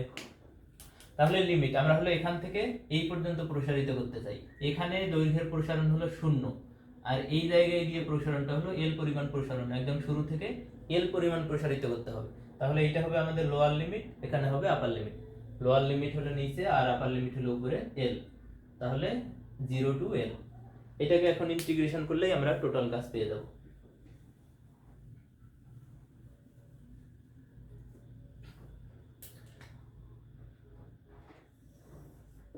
তাহলে আমরা এখানে দেখি, আমরা নেক্সট লাইনে যেটা পাবো সামেশন অফ, এই যে এফ এর পরিবর্তে আবার আমরা কি লিখতে পারি, আমরা যে ওয়াই সমান জানি ওয়াই সমান এফ এল বাই এ এল, আমাদের ইয়ং গুণাঙ্ক ওয়াই সমান এফ এল বাই এ এল। এখান থেকে যদি আমরা এফ এর ভ্যালুটা বের করে নিই, এফ সমান লেখা যায় ওয়াই এ ছোট এল বাই বড় এল। এই এফ কে সাইড করে নিলে ইকুয়েশনটা দ্বারা এরকম বল, তাহলে এই বলের পরিবর্তে আমরা লিখতে পারবো ওয়াই এ ছোট এল বাই বড় L into DL summation of 0 to L. তাহলে আমাদের ইন্টিগ্রেশনের নিয়ম হলো সর্বপ্রথম ধ্রুবক পদগুলোকে বাইরে নিয়ে আসা, ধ্রুবক পদ। এখানে দেখো তারের দৈর্ঘ্য ধ্রুবক, তারপর ইয়ং গুণাঙ্ক, কোন একটা বস্তুর জন্য ইয়ং এর গুণাঙ্ক সব সময় ধ্রুবক হয়, যেমন লোহার জন্য একটা ইয়ং এর গুণাঙ্ক ফিক্সড থাকে, তামার জন্য একটা ইয়ং এর গুণাঙ্ক ফিক্সড সব সময় 2 × 10⁻11। এরকম অ্যালুমিনিয়ামের জন্য কিন্তু একটা ফিক্সড ইয়ং এর গুণাঙ্ক থাকে, প্রত্যেকটা বস্তুর জন্য ইয়ং এর গুণাঙ্কের মান ফিক্সড। তাহলে ওই পদার্থের জন্য ইয়ং গুণাঙ্ক ধ্রুবক, প্রস্থচ্ছেদের ক্ষেত্রফল ধ্রুবক, এখানে এলটাও কিন্তু ধ্রুবক। কিন্তু এই যে ছোট এল, এই এলটা কিন্তু ধ্রুবক না, কারণ তুমি এই তারটাকে চাইলে এতটুকু প্রসারিত করতে পারো, আবার এতটুকু প্রসারিত করতে পারো। এই এলটা হলো চলক, তুমি তারটাকে কতটুকু প্রসারিত করতে পারো, বেশি প্রসারিত করতে পারো, কমও প্রসারিত করতে পারো। তাহলে এলটা এখানে হলো চলক, তাহলে আমাদের সমস্ত ধ্রুবক পদ বাইরে চলে আসবে। এখানে আমরা লিখতে পারবো ওয়াইটা বাইরে চলে আসবে এ ডিভাইডেড বাই এল, তাহলে থাকতেছে summation of L 0 to L DL. Next line আমরা লিখতে পারবো ওয়াই এ এল। এখন একটু খেয়াল করি, এই যে সামেশন অফ এল ডিএল এর ইন্টিগ্রেশন কি হবে, আমরা তো জানি ইন্টিগ্রেশনের ক্ষেত্রে পাওয়ার সবসময় 1 বাড়ে আর নিচে টোটাল পাওয়ার দ্বারা ভাগ করতে হয়। তাহলে এখানে এল এর পাওয়ার মনে মনে 1 আছে, তাহলে এর ইন্টিগ্রেশনটা হবে L square divided by 2, L square by 2। তাহলে এখানে আমরা ইন্টিগ্রেশনটা পাবো হলো এল স্কোয়ার বাই 2, এবং লিমিট যেহেতু 0 টু এল, লিমিট বসালেও কিন্তু এটাই থাকবে, লিমিট বসালেও upper limit minus lower limit এটাই থাকবে, কারণ এখানে লোয়ার লিমিটটা হলো 0। তাহলে এখানে আমরা নেক্সট লাইন হতে কৃতকাজ ডাব্লিউ সমান লিখতে, তাহলে এই ইকুয়েশনটাকে সাজাইলে আমরা পাই ডাব্লিউ সমান হাফ ইন্টু ওয়াই এ ছোট হাতের এল স্কোয়ার বাই বড় L, Y A L square by বড় এল। এটাই হলো একটা তারকে এল পরিমাণ প্রসারিত করতে কৃত কাজ অথবা সঞ্চিত শক্তি। কারণ হলো এই যে আমরা তারটাকে প্রসারিত করতে গেলে বল লাগতেছে, বল এবং সাথে একটা সরণও ঘটতেছে, তার মানে এখানে কাজ করতে হচ্ছে, অর্থাৎ এই তারটাকে এল পরিমাণ সরাইতে গেলে কিছু কাজ করতে হয়। এই কাজটা গিয়ে আবার কোথায় থাকবে, এই কাজটা গিয়ে ওই তারের মধ্যে সঞ্চিত অবস্থায় থাকবে। এই কারণেই এটাকে বলা হয় সঞ্চিত স্থিতি শক্তি বা সঞ্চিত বিভব শক্তি অথবা কৃতকাজ। তাহলে কৃতকাজ বা সঞ্চিত স্থিতি শক্তির রাশিমালা হলো half into Y A L square by এল।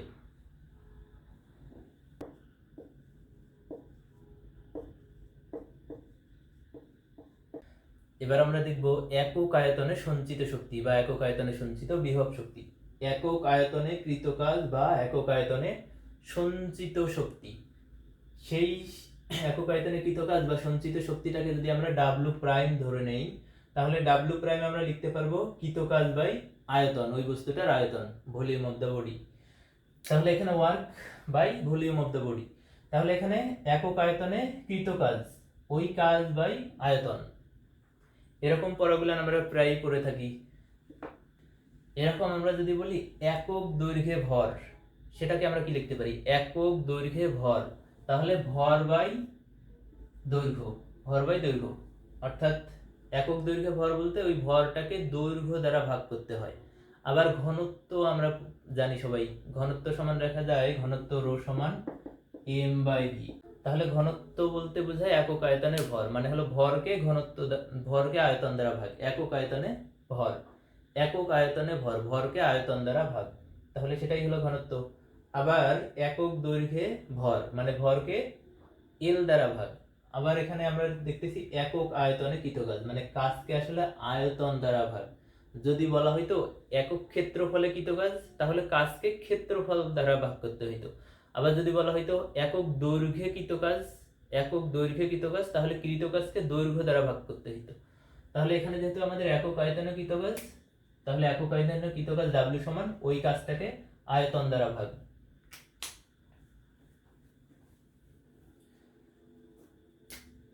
একটু আগেই আমরা কৃতকাজের রাশিমালা দেখলাম, এই মানটা যদি এখানে বসাই দেই, কৃতকাজ ডাব্লিউ সমান half into Y A L square by L, তাহলে আমরা কৃতকাজের ফর্মুলাটা লিখলাম। আর নিচে হলো বস্তুটার ভলিউম, আয়তন।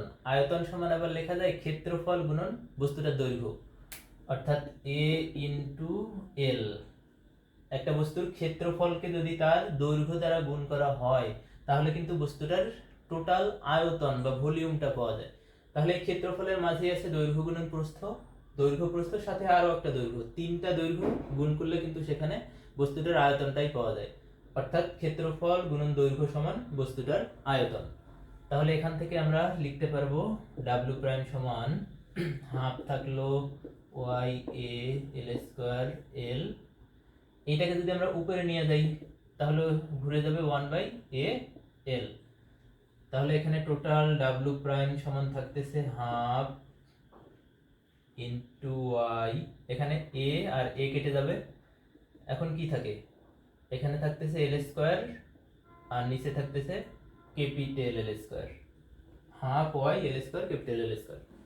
তাহলে পরের লাইনে আমরা লিখতে পারি হাফ ওয়াই, সরি হাফ, এই যে ওয়াই, এই ওয়াই এর সূত্র তো আমরা জানি ইয়ং এর গুণাঙ্ক ওয়াই সমান এফএল বাই এল। ওই মানটা যদি আমরা বসাই দিই এখানে FL by L into L square by L square.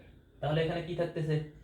এই এল এর সাথে একটা এল কেটে যাবে, এখানকার এল এর সাথে এখানকার আরেকটা এল কেটে যাবে, কেটে গিয়ে টোটালটা দাঁড়ায় ডাব্লিউ প্রাইম সমান half into F by A into ছোট এল বাই বড় এল।